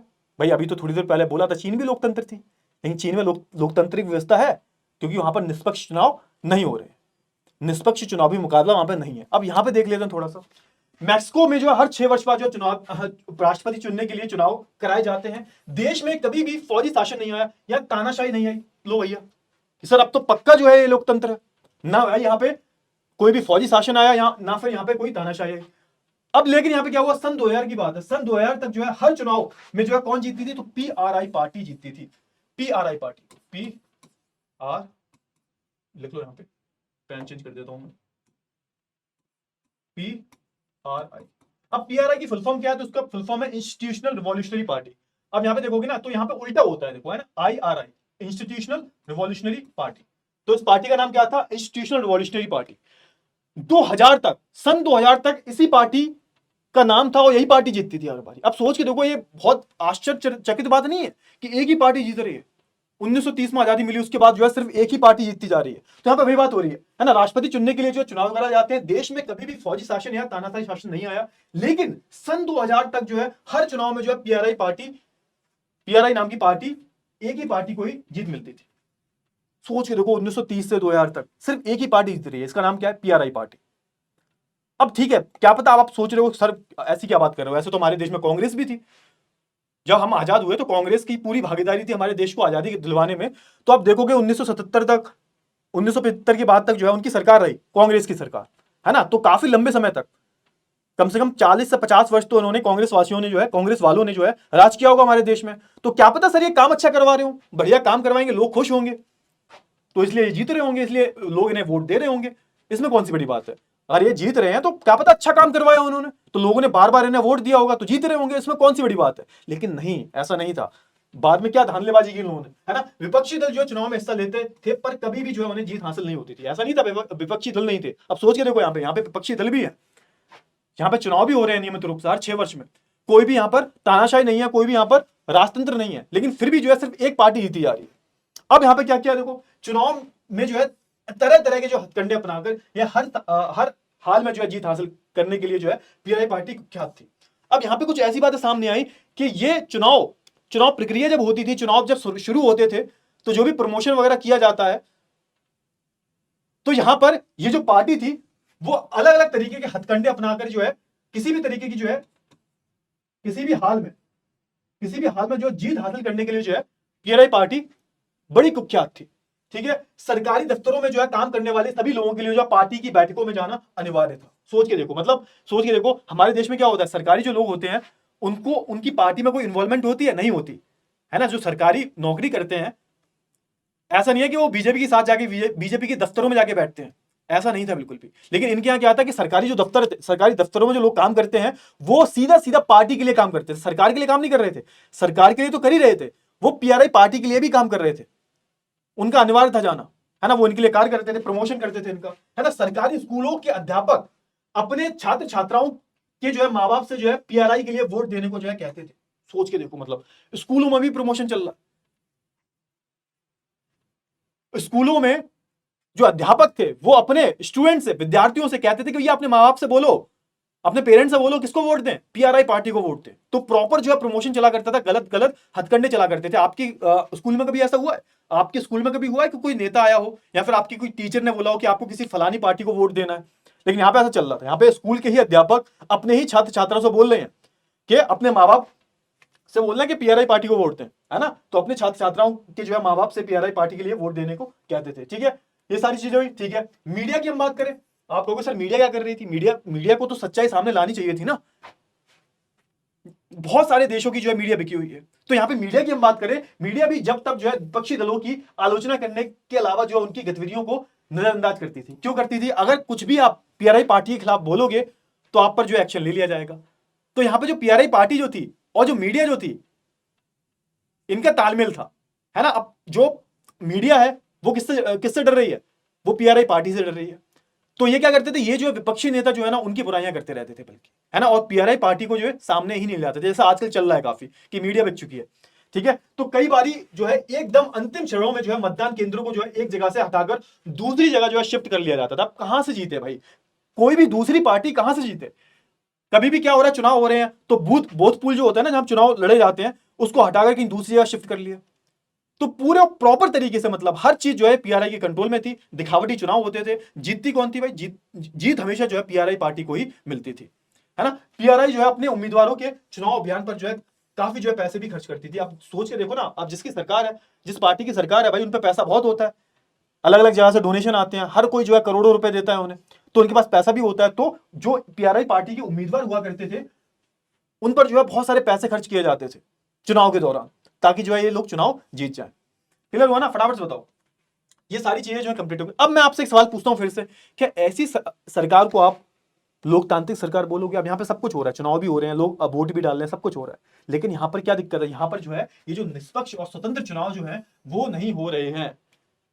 यहाँ पे पक्षपात किया जा रहा है ना। यहाँ पे निष्पक्ष चुनाव नहीं हो रहे, किसी के पक्ष में ना हो ऐसे चुनाव को हम निष्पक्ष चुनाव बोलते हैं। लेकिन यहाँ पे सीधा सीधा क्या है भाई? अगर आपने उदाहरण देखा किसका, आपने अगर जो है यहाँ पर पीआरआई पार्टी का उदाहरण देखा, चाइना का उदाहरण देखा, दोनों का, है ना। यहाँ पे आपने मैक्सिको की बात करूं, मैं चाइना की बात करूं, यहाँ पे दोनों तरफ आपने देखा, यहाँ पे चुनाव तो हो रहे हैं लेकिन निष्पक्ष चुनाव नहीं हो रहे। यहाँ पे क्या धांधलेबाजी की जा रही है। क्लियर हुआ? आगे बढ़ते हैं। ये सारी चीजें हो गई। तो देखो इस प्रकार जो है अब हम लोकतंत्र की अपनी समझ में एक अन्य विशेषता या गुण को जोड़ सकते हैं। कौन से गुण को? तो लोकतंत्र के लिए सिर्फ चुनाव कराना ही पर्याप्त नहीं है ना। चुनाव में जो है एक से ज्यादा असली राजनीतिक विकल्पों के बीच जो चुनने की स्थिति भी होनी चाहिए। मैंने बोला ना, मतलब निष्पक्ष का मतलब क्या है कि ऐसा नहीं है सिर्फ एक पार्टी खड़ी हुई है उसके 100% चांसेस हो जीतने के। सबके जो है बराबर बराबर चांसेस होने चाहिए। अगर आपने काम अच्छा कराया तो आप जीत रहे हो तो अलग बात है, लेकिन आपने कुछ काम ढंग का नहीं करवाया, आप जो है अलग अलग हथकंडे अपना के जीत रहे हो, तो ये बहुत गलत बात है। सारी जितनी भी पार्टियां हैं उनको जो है बराबर बराबर जो उनका अधिकार है जीतने का। कोई भी किसी भी तरह की जो है धांधलेबाजी नहीं होनी चाहिए। लेकिन आज होता है ऐसा, क्या करा जाए, है ना। ये जो सत्ता का लालच जो होता है ना, बहुत बड़ा होता है। हम लोग क्या, हम लोग पावर सेंटर के हैं भाई, हमें ताकत चाहिए। ताकत किसको नहीं चाहिए? तो ताकत को पाने के लिए लोग जो है कुछ भी करने लगते हैं।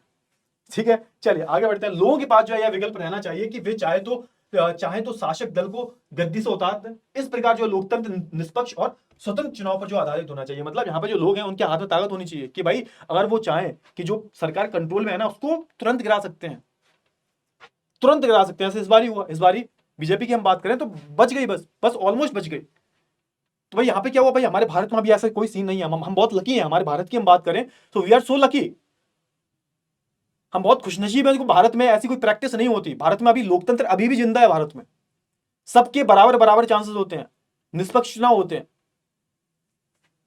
है ना। तो यहाँ पे वही है, लोकतंत्र निष्पक्ष और स्वतंत्र चुनाव पर जो आधारित होना चाहिए, ताकि जो सत्ता में बैठे लोगों के लिए जीत हार के समान अवसर हो। जो भी सत्ता में बैठा हुआ है, ऐसा नहीं है कि वो हमेशा ताकत में रहेगा। जीतने और हारने के समान अवसर जो है प्राप्त होने चाहिए सभी को। अच्छा, अब अगली बात कर लेते हैं, एक व्यक्ति एक वोट एक वोट, कि हर एक व्यक्ति का एक ही वोट होना चाहिए और उस वोट की जो वैल्यू है, उसकी कीमत जो है वो सबके लिए सेम होनी चाहिए। ऐसा नहीं है कि एक झुग्गी झोपड़ी वाला जो है वो वोट डाल के आया, उसकी कीमत अलग है। एक अनिल अंबानी, मुकेश अंबानी, अदानी वगैरह जो है ये वोट डाल के आए तो इनकी वोट की कीमत अलग है। सबकी वोट की जो कीमत होती है, वैल्यू होती है, मूल जो होता है वो सेम होता है। सेम कैसे होता है भाई? आप वोट डाल के आओगे तो आप अगर एक वोट डाल रहे हो तो एक ही काउंट होगा। ऐसा नहीं है कि आप कोई बहुत बड़े इंसान हो, कोई बहुत अदानी, रईस हो, अंबानी हो, तो आपकी एक वोट की कीमत 10 वोट के बराबर होगी। ऐसा नहीं होगा। सबकी एक वोट है और सबको जो है वोट डालने का अधिकार है। अब यहां पे क्या आता है भाई? यहां पे आता है सार्वभौमिक वयस्क मताधिकार। अब इसका मतलब क्या हुआ? इसका मतलब सिंपल सा होता है। सार्वभौमिक वयस्क मताधिकार का मतलब क्या होता है कि हमारे भारत देश में या फिर किसी भी और जगह वयस्क जो लोग हैं उनको वोट डालने का अधिकार है। अब आप कहोगे सर वयस्क का मतलब क्या है? कि जो भी भारत की अगर हम बात करें, ये हर देश में अलग अलग होता है। अगर मैं भारत की बात करूं तो भारत में जो भी 18 प्लस होता है ना, 18 प्लस जो होता है उसको हम क्या बोलते हैं? वयस्क बोलते हैं। अब हमारे देश में जो भी 18 या 18 साल से ऊपर का है, उन सभी लोगों को जो है वोट डालने का जो है अधिकार है। इसको हम क्या बोलते हैं? इसको हम बोलते हैं सार्वभौमिक वयस्क मताधिकार, है ना। तो आई होप आपको इतनी जो चीजें वो क्लियर होगी होंगी। तो देखो सबसे पहले तो हमने ये जाना कि भाई लोकतंत्र में क्या होता है। लोकतंत्र में सार्वभौमिक वयस्क मताधिकार होता है। अब इस सिद्धांत को लगभग जो है पूरी दुनिया में मान लिया गया है, पर किसी व्यक्ति को जो मतदान के समान जो अधिकार से वंचित करने के उदाहरण भी सामने आए। अब ऐसा भी हो सकता है कि ठीक है कि हमने बोल दिया कि हमारे देश में जितने भी 18 या 18 साल से ऊपर के जो लोग हैं, इनको जो है वोट डालने का अधिकार है। मैंने बोल दिया ऐसा, लेकिन ऐसा भी तो हो सकता है कि उसी देश में बहुत सारे ऐसे लोग हैं, बहुत बहुत सारे ऐसे आप बोल सकते हो कम्युनिटीज हैं, या फिर बहुत सारे ऐसे लोग हैं, समुदाय हैं ऐसे, जिनको जो है वोट डालने का अधिकार ही नहीं है। वो उस देश में रह के भी अपने नेता का चुनाव नहीं कर सकते। तो ऐसे देश को आप लोकतंत्र लोकतंत्र बोलोगे, लोकतांत्रिक देश बोलोगे? ऐसे देश को नहीं बोल सकते। कैसे बोलोगे? हम बात करते हैं, हम अलग अलग एग्जाम्पल देखते हैं। अब हम किसका एग्जाम्पल लेंगे? तो हम बात करेंगे एस्टोनिया की। एस्टोनिया क्या भाई? एस्टोनिया पे सबसे पहले हम बात कर लेते हैं सऊदी अरब की। अब सऊदी अरब की हम बात करें तो 2015 तक सऊदी अरब में जो है अपनी औरतों को, जो उनकी औरतें थी, जो उनकी महिलाएं थी, इनको जो है वोट देने का अधिकार नहीं दिया था। किसकी बात कर रहा हूं मैं? सऊदी अरेबिया की बात कर रहा हूं। सऊदी अरेबिया की हम बात करें कहां पर है? तो ये सेंट्रल एशिया में आता है, जो मध्य एशिया है। यहाँ पर ये जो मुस्लिम कंट्री है, मुस्लिम मेजोरिटी कंट्री है, यहां पर इनकी जो महिलाएं थी, इनको वोट डालने का अधिकार ही नहीं था 2015 तक। बाद में मिला है। अब बात कर लेते हैं तो किसके बारे में? अब बात कर लेते हैं एस्टोनिया के बारे में। एस्टोनिया एक देश है, कहां पर है? तो ये यूरोप में है। ये रशिया जो है ना, रशिया वाला जो पोर्शन है, ईस्ट रशिया जो है, रशिया का जो पूर्वी भाग है, उधर पड़ता है। देखो ध्यान से, ये देखो, ये है ना, ये क्या है? ये देखो, ये इतना बड़ा क्या है? ये पूरा रशिया है। ध्यान से देखो, आपको पता होना चाहिए कौन सा देश कहां पर है, ये बहुत जरूरी होता है। ये क्या है? पूरा, ये पूरा रशिया है। देखो, ये पूरा रशिया है। और देखोगे ना, ये पूरा, अब ये क्या है? ये एस्टोनिया है। देखो, ये छोटा सा देश है, बहुत छोटा सा देश है। ये कहां आता है? तो ये यूरोप में आता है। और इसकी हम बात करें, इस देश की हम बात करें, रशिया के पास ही लगता है, ठीक है। इस देश की हम बात करें तो यहाँ पे जो नागरिक थे, यहाँ नागरिक के लिए जो है कुछ इस तरह, यहाँ नागरिक के लिए नियम कुछ इस तरह से बनाए गए थे कि रूसी अल्पसंख्यक के पास जो है वोट के अधिकार नहीं थे। अब यहाँ पे क्या बोला जा रहा है सर? क्योंकि मैंने बोला कि ये जो देश था वो रूस के पास था, रूस, तो यहाँ पे बहुत सारे जो रूसी नागरिक थे वो इस देश में जाके बस गए थे, है ना। अब सोच के देखो, थे किसके नागरिक? वो आके रूस से आके यहाँ पे बसे थे, लेकिन इनको जो है नागरिकता मिल गई थी। किसकी नागरिकता मिल गई थी? एस्टोनिया देश की नागरिकता मिल गई थी। अब जब नागरिकता मिल जाती है किसी भी देश की, तो आप उस देश में अपने शासक का चुनाव कर सकते हो, ठीक है। लेकिन यहाँ पे अलग था। यहाँ पे जो रूसी नागरिक जो थे, रूस से आके बस गए थे, लेकिन वो एस्टोनिया का हिस्सा बन चुके थे, एस्टोनिया के नागरिक बन चुके थे, उनको जो है वोट डालने का अधिकार नहीं था। अब आप ऐसी व्यवस्था को लोकतांत्रिक व्यवस्था कैसे बोल सकते हो? आप वोट बोल रहे हो कि हाँ, सबको वोट डालने का अधिकार है, लेकिन आपके देश के कुछ नागरिक जो है, जस्ट बिकॉज वो किसी दूसरे देश से हैं, वो आ गए हैं, काफी साल पहले आ चुके हैं, उन्हें नागरिकता भी मिल चुकी है, लेकिन आप उन्हें वोट नहीं डालने दे रहे। तो यहाँ पे वही बात की जा रही है कि यहाँ पर क्या है? यहाँ पे कि जो नागरिकता के नियम कुछ इस तरह से बनाए गए थे कि रूसी अल्पसंख्यक, अल्पसंख्यक का मतलब क्या होता है? अल्पसंख्यक का मतलब क्या होता है? कि जिनकी संख्या कम होती है उसको हम अल्पसंख्यक बोलते हैं। तो जो रूसी अल्पसंख्यक जो थे, जो एस्टोनिया में आके बस गए थे, इस समाज को जो है वोट डालने का अधिकार नहीं मिला। बहुत मुश्किल होती थी। अब शायद मिल गया हो, वो अलग बात है, लेकिन पहले जो है इन्हें अपने वोट के अधिकारों के लिए जो है इन्हें लड़ना पड़ा, बहुत ज्यादा मुश्किल होती थी। दूसरा, तीसरा एग्जांपल दिया गया है। तीसरा कौन सा है? तीसरा उदाहरण कौन सा है? फिजी का है। फिजी भी एक छोटा सा आइलैंड देश है, आइलैंड कंट्री है, एक द्वीपी आप बोल सकते हो देश है, है ना, एक द्वीप समूह है ये, बेसिकली आप बोल सकते हो। ये देखो, है ना, ये देखो कहां आओगे? बिल्कुल आप भारत से बिल्कुल आप जब पूरब में आ जाओगे, बिल्कुल इधर साइड, है ना, एक आइलैंड है, एक द्वीप है।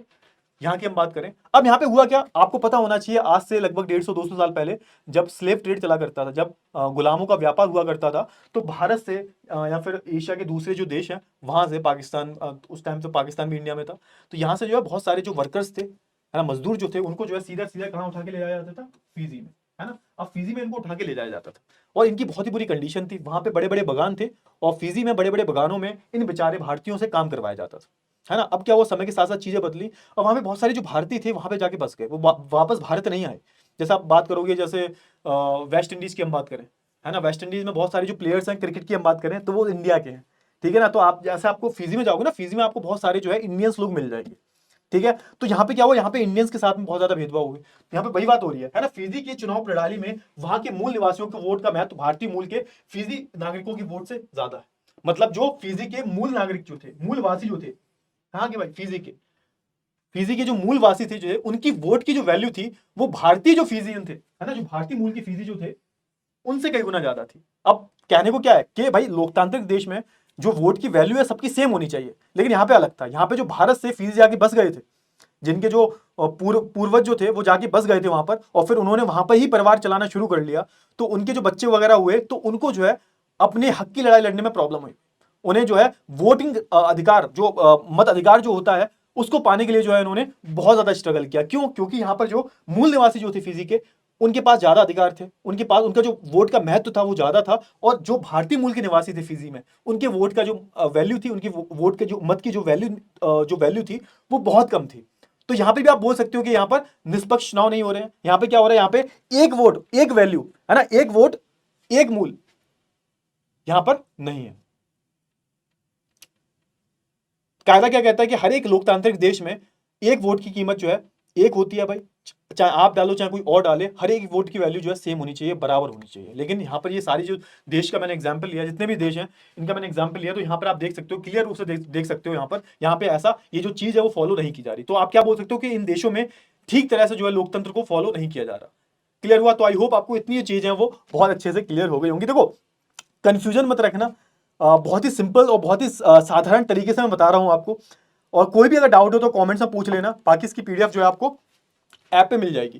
क्लियर हुआ? चलिए तो आगे बढ़ते हैं बात कर लेते हैं आगे। तो देखो यहाँ पे वही बात की गई है, लोकतंत्र राजनीतिक समानता के बुनियादी सिद्धांत पर आधारित है। मतलब जो भी राजनीतिक समानता क्या होती है, राजनीतिक समानता का मतलब क्या है, मताधिकार। मताधिकार आपका क्या है, एक राजनीतिक अधिकार। जब आप वोट डालते हो तो जो आपका मत अधिकार होता है, जो आपका मत अधिकार जो होता है, मताधिकार जिसे हम बोलते हैं, वो जो है आपका एक राजनीतिक अधिकार है, और इसका अधिकार जो है सारे लोगों के पास जो होना चाहिए, जो भी उस देश के नागरिक हैं। हमारे देश में ऐसा होता है कि हमारे देश में जो मुस्लिम हैं, जो सिख हैं, जो क्रिश्चियंस हैं, की वोट की वैल्यू कम है, हिंदुओं की बहुत ज्यादा है, नहीं होता ना। हर एक कम्युनिटी जो है, किसी भी आप धर्म से हो भारत में चाहे आप किसी भी धर्म से हो, किसी भी जाति से हो, उससे फर्क नहीं पड़ता, आप वोट डाल सकते हो। अगर आप 18 साल से ऊपर के हो, वो आप वोट डाल सकते हो, और वोट आप किसी को भी डाल सकते हो, और आपकी वोट की वैल्यू जो होगी वो सेम होगी। समझ में आ गया? चलिए तो देखो लोकतंत्र की जो है तीसरी विशेषता को जान लेते हैं। तो लोकतंत्र में हर व्यस्त नागरिक का मतलब क्या है, तो भारत के अनुसार व्यस्क नागरिक का मतलब है 18+, लिख लो यहाँ पे, है ना, 18+ को जो आप क्या बोल सकते हो, व्यस्क बोल सकते हो। व्यस्क नागरिक का एक वोट होना चाहिए, और एक वोट का जो है समान मूल्य होना चाहिए, है ना, समान जो है मूल्य होना चाहिए। यहाँ पर मूल्य लिख लो, मूल्य भी लिख सकते हो यहाँ पे, है ना, मूल्य लिख सकते हो, मूल्य या फिर मूल्य। ठीक है, क्लियर हुआ? चलिए आगे बात कर लेते हैं थोड़ा सा। हाँ, ये बात कर लेते हैं, आखिरी पढ़ते हैं भाई, कानून का राज और अधिकारों का आदर। अब ये क्या होता है, कानून का राज और अधिकारों का आदर क्या होता है? देखो इंग्लिश में ना दो चीजें होती हैं, एक होता है रूल ऑफ लॉ। क्या होता है? एक रूल ऑफ लॉ होता है, इसको हम बोलते हैं विधि का शासन या कानून का शासन।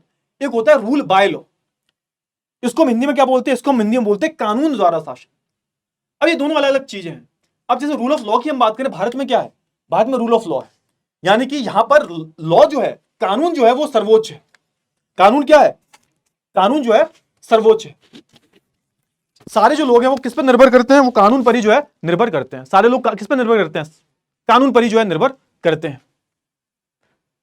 अगर मैं बात करूं रूल ऑफ लॉ की, किसकी बात करूं, रूल ऑफ लॉ, तो भारत में क्या है, भारत में रूल ऑफ लॉ है, यानी कि कानून जो है सबसे ऊपर है, और कानून के बाद कौन आएगा, कानून के बाद जो है लोग आएंगे। मतलब अगर वहां की सरकार भी जो है ना, सरकार भी किसके हिसाब से चलेगी, कानून के हिसाब से चलेगी। रूल ऑफ लॉ में क्या होता है, आपको एक संविधान दे दिया गया है, उसमें नियम कानून लिखे गए हैं, और यहां पे आपको क्या करना है, आपको जो है जो संविधान में लिखा हुआ उसको फॉलो करना है। संविधान ही सर्वोच्च है, संविधान ही सर्वोच्च है। समझ में आया आपको? आई होप आपको इतनी चीजें हैं वो बहुत अच्छे से जो है क्लियर हो गई होंगी। रूल बाय लॉ क्या होता है, रूल बाय लॉ यानी कि कानून द्वारा शासन। कानून द्वारा शासन में क्या होता है कि यहां पर जो एक तानाशाह है या फिर जो एक शासन कर रहा है, वो अपने हिसाब से जो है कानूनों को बदल देता है। जैसे मैं शी जिनपिंग उसकी बात करूं, मैं ये जो नॉर्थ कोरिया का जो शासक है, नॉर्थ कोरिया की हम बात करें, है ना, तो उसका जो शासक है उसकी हम बात करें, तो वो बंदा कैसा है, वो बंदा कैसा है, वो अगर कल बोल दे कि भैया जैसे मैं जो कपड़े पहन रहा हूं ना, वैसे कपड़े कोई नहीं पहनेगा, अगर वैसे उस तरीके के कपड़े पहनते हुए कोई दिख गया मेरे को मेरे राज्य में, तो मैं उसको सजाए मौत दे दूंगा। अब तुम क्या हो, तुम शासक हो, तुमने खुद के नियम कानून बना दिए, तुम्हारे अकॉर्डिंग बना दिए, तो उसको हम क्या बोलेंगे, इसको हम बोलेंगे कानून द्वारा शासन, रूल बाय लॉ। लेकिन इंडिया की हम बात करें, इंडिया में क्या चल रहा है, इंडिया में कानून का राज चलता है। मतलब कानून सर्वोच्च है, चाहे वो सरकारी क्यों ना हो, कोई भी क्यों ना हो, भारत का हर एक नागरिक चाहे वो कितना भी बड़ा हो, वो उन कानून, उस कानून के जो कानून का पूरा जो एक जो छत्र छाया है ना, उसी के अंडर में आओगे, उससे बाहर नहीं जा सकते आप। कानून द्वारा जो शासन में क्या होता है भाई, तुमने खुद के जो है कानून बना लिया, उसके अकॉर्डिंग जो है हर किसी को चलना है, वो गलत है, वो एक लोकतांत्रिक सरकार की पहचान नहीं होती, है ना। और जितने भी अधिकार हैं उनका जो है आदर भी होना चाहिए। जितने भी अधिकार हैं लोकतांत्रिक व्यवस्था में, उनका क्या होना चाहिए, उनका जो है अधिकार भी होना चाहिए। क्लियर हुआ? फटाफट से बताओ, जल्दी से बताओ। इतनी जो चीजें आई होप आपको क्लियर हो गई होंगी। अब यहां पे हम उदाहरण किसका लेंगे, यहां पर हम उदाहरण लेंगे जिम्बाब्वे का। किसका उदाहरण लेंगे भाई, जिम्बाब्वे का जो है उदाहरण हम लेंगे।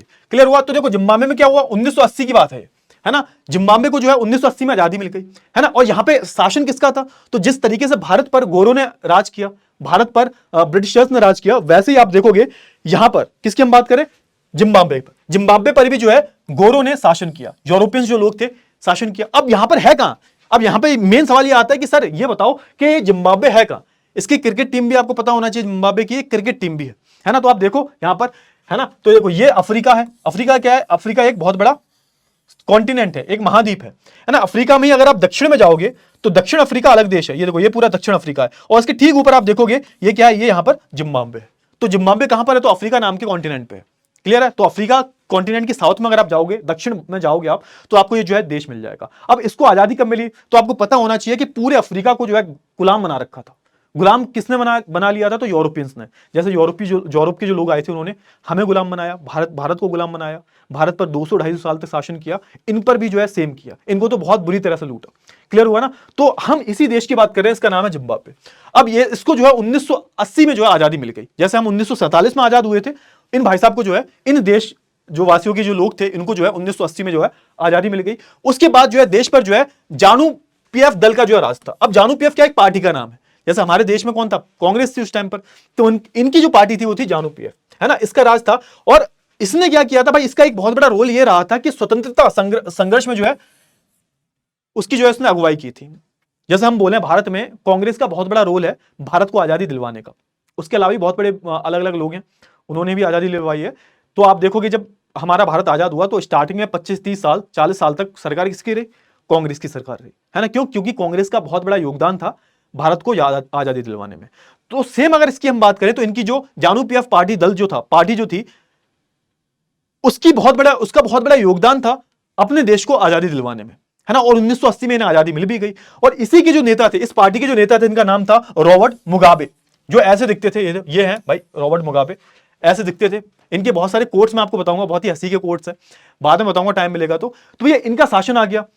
इनका शासन आया, चुनाव नियमित रूप से होते और हर सदा जो है जानू पीएफ दल ही जीतता था। अब यहां पे क्या हुआ? यहां पे भी वही सेम हुआ कि भाई रॉबर्ट मुगाबे खड़े होते थे और यही जीतते थे। अब आप कहोगे सर ठीक है, अच्छी बात है यार, इन्होंने आजादी दिलवाई है देश को। जिम्बाब्वे को आजादी किसने दिलवाई? तो इनकी पार्टी ने दिलवाई, तो इनका तो हक है जीतना। बेटा अच्छी बात है, हक है जीतना इनका। लेकिन एक बात बताओ ना, जब तक जो लोग हैं इनकी मर्जी से वोटिंग नहीं हो रही, इनकी मर्जी से कोई दूसरा नहीं जीत पा रहा, तो फिर क्या वो लोकतंत्र किस काम का? ठीक है ना। अब दिक्कत यहां पे क्या हुई कि इनकी पार्टी ने आजादी तो दिलवा दी, उसके बाद आप देखोगे हर चुनाव नियमित रूप से चुनाव होते थे, हर 5 वर्ष 4 वर्ष जो भी है, हर 5 वर्ष बाद जो है चुनाव होते थे। लेकिन उसमें सिर्फ एक ही इंसान जीता करता था, इसका नाम था रॉबर्ट मुगाबे, है ना। राष्ट्रपति मुगाबे जो है कम लोकप्रिय नहीं थे, पर वे चुनाव में गलत तरीके भी अपनाते थे। बाद में फिर क्या हुआ? खुलासा हुआ, क्योंकि ये बहुत पॉपुलर नेता थे, बहुत पॉपुलर नेता थे, काफी लोग इन्हें जाना करते थे। लेकिन हाँ, इसके साथ साथ आपको यह भी पता होना चाहिए, ये काफी गलत तरीके के हथकंडे अपनाया करते थे, काफी गलत तरीके के हथकंडे अपनाया करते थे। मतलब क्या हुआ? इसका मतलब यह हुआ कि ये चुनाव के टाइम पर या उससे पहले भी काफी गलत तरीकों को अपनाया करते थे चुनाव को जीतने के लिए।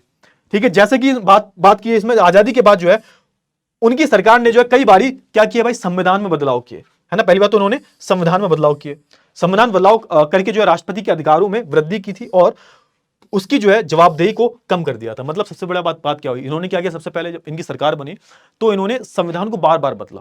पहले आजाद की बात कुछ और संविधान था, फिर जब इनकी पार्टी लगातार जीतती रही तो इन्होंने संविधान में बदलाव करने शुरू कर दिए और उसमें कुछ इस तरीके से बना दिया कि जो राष्ट्रपति है यानी कि रॉबर्ट मुगाबे जो है वो किसी को जवाबदेह नहीं है। जनता का जवाबदेह होना उसमें बिल्कुल मना था कि राष्ट्रपति जो है वो जनता का कोई भी जवाबदेह नहीं होगा, उसको जवाब नहीं देना पड़ेगा। और क्या क्या किया इन्होंने? विपक्षी दल जो थे, जो विपक्षी नेता जो थे, है ना, विपक्षी दलों के कार्यकर्ताओं को जो है परेशान किया जाता था और उनकी सभाओं में जो है गड़बड़ी कराई जाती थी। जो विपक्षी नेता जो है, जो चुनाव लड़ना चाहते थे रॉबर्ट मुगाबे के खिलाफ, उनको ठीक से काम नहीं करने देते थे, उनकी पार्टी के लोगों को परेशान किया जाता था, मारा मूरा जाता था। और यहां पे बात की जा रही है कि चुनावी टाइम पर, है ना, जब चुनाव हुआ करते थे और जब उनकी सभाएं हुआ करती थी तो उन सभाओं में गड़बड़ी भी करवाया करते थे। कभी दंगे करवा दिए, है ना, कभी बम फोड़ दिया। तो ये सब जो है यहां पर ये रॉबर्ट मुगाबे जो है करवा रहे थे आराम से, है ना, और ये चुनाव जीत रहे थे।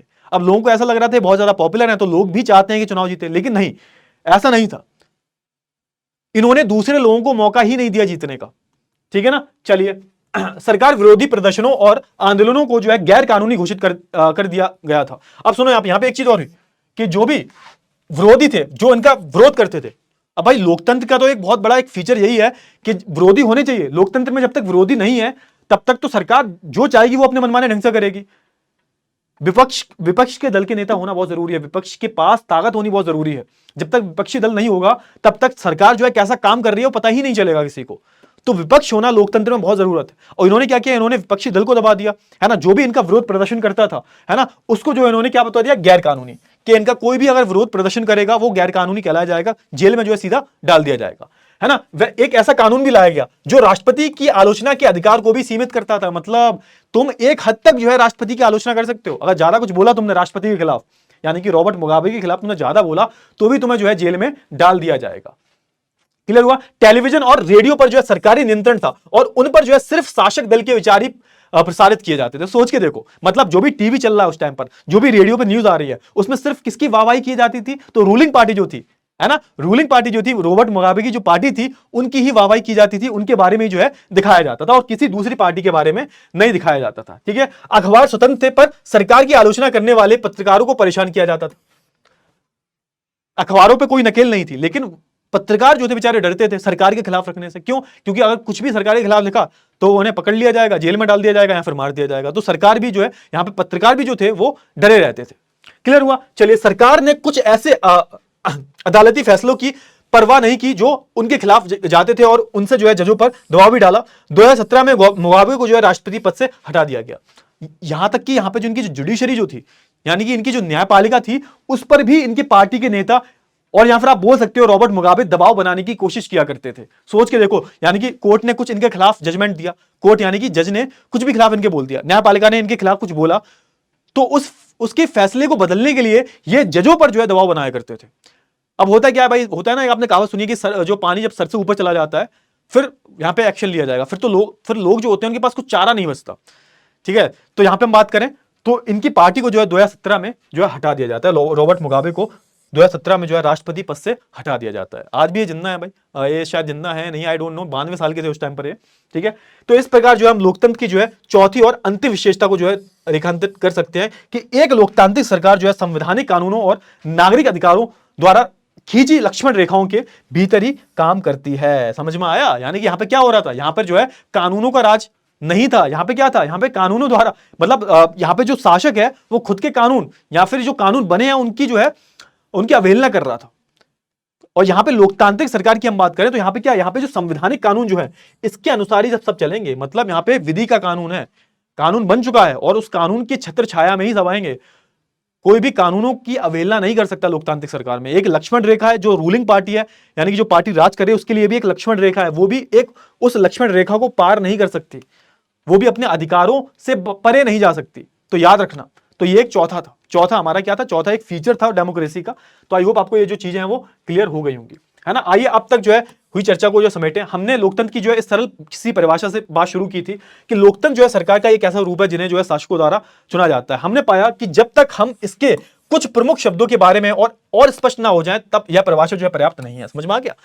हमने स्टार्टिंग में क्या पढ़ा, हमने स्टार्टिंग में पढ़ा था कि भाई लोकतंत्र एक ऐसी शासन व्यवस्था है जहां पर जो है लोग अपने शासक को चुन रहे हैं, लोग जो है अपने शासक को चुन रहे हैं। मतलब क्या हुआ, मतलब ये हुआ कि ठीक है लोकतंत्र है, लेकिन मैंने क्या बताया, लेकिन इसमें बहुत सारी जो चीजें हैं वो ऐड की जानी जरूरी है।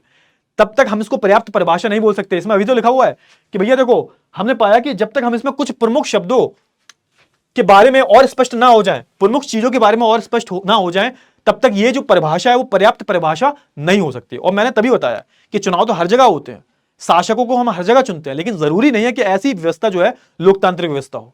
तो आई होप आपको इतनी चीजें वो बहुत अच्छे से जो है क्लियर हो गई होगी। ठीक है। चलिए अब देखो यहां पे हम थोड़ा सा हमने कुछ जो पूरा जो हमने पढ़ा है अभी तक, जो भी डेफिनेशन पढ़ी है कि लोगों द्वारा चुने गए शासक ही जो है सारे प्रमुख फैसले करते हैं।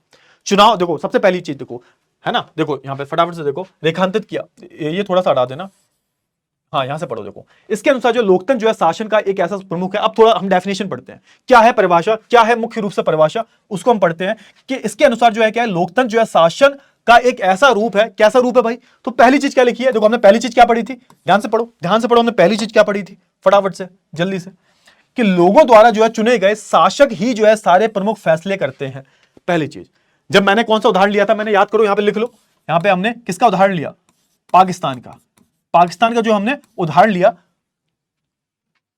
और पाकिस्तान के उदाहरण से हमने सुना हमने समझा कि देखो एक ऐसी व्यवस्था जहां पर चुनाव भी हो रहे हैं, लोग अपने प्रतिनिधि को चुनकर भी भेज रहे हैं, लेकिन वो जो प्रतिनिधि जो है ना वो आपके लिए फैसले नहीं ले रहे, आपके लिए फैसला कोई दूसरा इंसान ले रहा है। कौन ले रहा था भाई? पाकिस्तान के केस में मुशर्रफ जी ले रहे थे। तो ऐसी व्यवस्था को आप लोकतांत्रिक नहीं बोल सकते। तो पहली चीज क्या होगी, अगर आप किसी भी देश को लोकतांत्रिक बोल रहे हो, पहली चीज क्या है, लोगों द्वारा चुने गए जो लोग हैं वही क्या करेंगे, वही प्रमुख फैसले लेंगे। जैसे हमारे देश में क्या होता है कि जिन लोगों को आपने चुनकर भेजा है ना, जिन लोगों को आपने जिताया है, वही आपके लिए फैसले लेंगे और कोई नहीं ले सकता।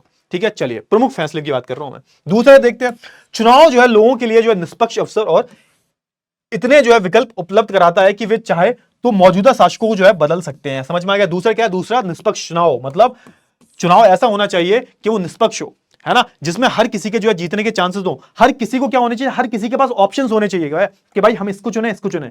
भारत की हम बात करें, भारत में कितने सारे ऑप्शंस होते हैं यार, कांग्रेस, बीजेपी, आम आदमी पार्टी और कई सारे ऐसे प्रांतीय दल होते हैं, है ना। राज्य की जो पार्टियां होती हैं बहुत सारी होती हैं, जैसे हम सपा की बात करें, है ना, तो बहुत सारी ऐसी पार्टियां हैं जो राज्य की पार्टियां होती हैं जिनको लोग चुनते हैं। तो हमारे भारत देश में तो बहुत सारे ऑप्शंस होते हैं। तो यहां पे वही बोला जा रहा है कि देखो चुनाव निष्पक्ष होने चाहिए, प्लस हमारे पास क्या होनी चाहिए, हमारे पास बहुत सारे विकल्प होने चाहिए। क्लियर हुआ? चलिए तीसरी बात कर लेते हैं, यह विकल्प और अवसर सभी लोगों को जो है समान रूप से उपलब्ध हो, और इस चुनाव में जो है बनी सरकार जो है संविधान द्वारा तय बुनियादी कानूनों और नागरिक अधिकारों के दायरे को मानते हुए काम करे। मतलब किसकी बात हो रही है यहां पे बात हो रही है विधि के कानून की। लिख लो, किसकी बात हो रही है यहां पे? विधि के कानून की बात हो रही है, विधि के कानूनों की बात हो रही है। यानी कि भैया जो भी चुनाव हो रहे हैं और जो भी चुनी हुई सरकार जो है, जो भी कानून का विधि विधान है, जो भी उस देश का विधि विधान है, उस देश का संविधान है, उसके दायरे में रह के ही सारी जो रूलिंग पार्टियां हैं वो काम करेंगी, उससे बाहर कोई नहीं जा सकता, है ना। तो जितने भी अधिकार हैं, नागरिकों के जो अधिकार है ना, और जो बुनियादी कानून जो है, इसके दायरे में रह के ही जो रूलिंग पार्टी है, जो राज कर रही है, वो उससे आगे नहीं जा सकती। मतलब ठीक है, हमने तुम्हें जिता दिया तो हम पे राज कर रहे हो, लेकिन तुम्हारी भी कुछ क्या है, तुम्हारी भी कुछ लक्ष्मण रेखाएं हैं, तुम्हारी भी क्या है, कुछ तुम्हारे नाक पे भी नकेल कसी जाएगी कि तुम, ऐसा नहीं है तुम्हें जिता दिया तो उसका मतलब तुम कुछ भी निर्णय लोगे, नहीं, ऐसा नहीं हो सकता। ठीक है, आगे बढ़ते हैं भाई। अब लोकतंत्र के हम लक्षण देख लेते हैं, है ना। तो ये सारी जो चीजें हमने पढ़ी हैं उसको हमने समेट दिया भाई, ये सारी अब तक जो भी हमने पढ़ा तो उसको हमने समेट दिया पूरा, कि भाई क्या एक लोकतांत्रिक सरकार में ऐसी क्या क्या चीजें जो है और होनी चाहिए। मतलब एक लोकतांत्रिक सरकार जो होती है उसके अंदर क्या क्या होना चाहिए उसको हमने समेट दिया, क्या क्या लक्षण होने चाहिए लोकतांत्रिक सरकार के। देखो यहां पे फटाफट से देखो, आखिरी फैसला लेने का अधिकार जो है उसके पास होता है जिसे जो जनता ने चुना है। मतलब आखिरी फैसला, जो पहला पॉइंट जो पढ़ा था हमने, पाकिस्तान वाला उदाहरण लिख लो, ब्रैकेट में लिख लिया करो, ऐसे याद रहता है। पाकिस्तान का उदाहरण जैसा पाकिस्तान में हुआ वैसा नहीं होना चाहिए। ठीक है, आखिरी जो निर्णय है वो कौन लेगा, जिसको आपने चुनकर भेजा है, ना कि मुशर्रफ साहब। ठीक है, अब क्या किसी भी लोकतंत्र के लिए जो है निष्पक्ष और भयमुक्त चुनाव जो होना बहुत जरूरी है। तो दूसरा पॉइंट मैंने बोला था आपको, निष्पक्ष चुनाव होना बहुत ज्यादा जरूरी है। मैंने आपको बहुत सारे जो है एग्जाम्पल भी दिया, फिजी का एग्जाम्पल दे दिया, एस्टोनिया का एग्जाम्पल दिया मैंने आपको, है ना। नहीं, ये तो अधिकारों वाला था। दूसरा जो मैंने आपको उदाहरण दिया था, कौन सा उदाहरण था, देख लो थोड़ा सा, देख लो मैंने कौन सा उदाहरण दिया था आपको।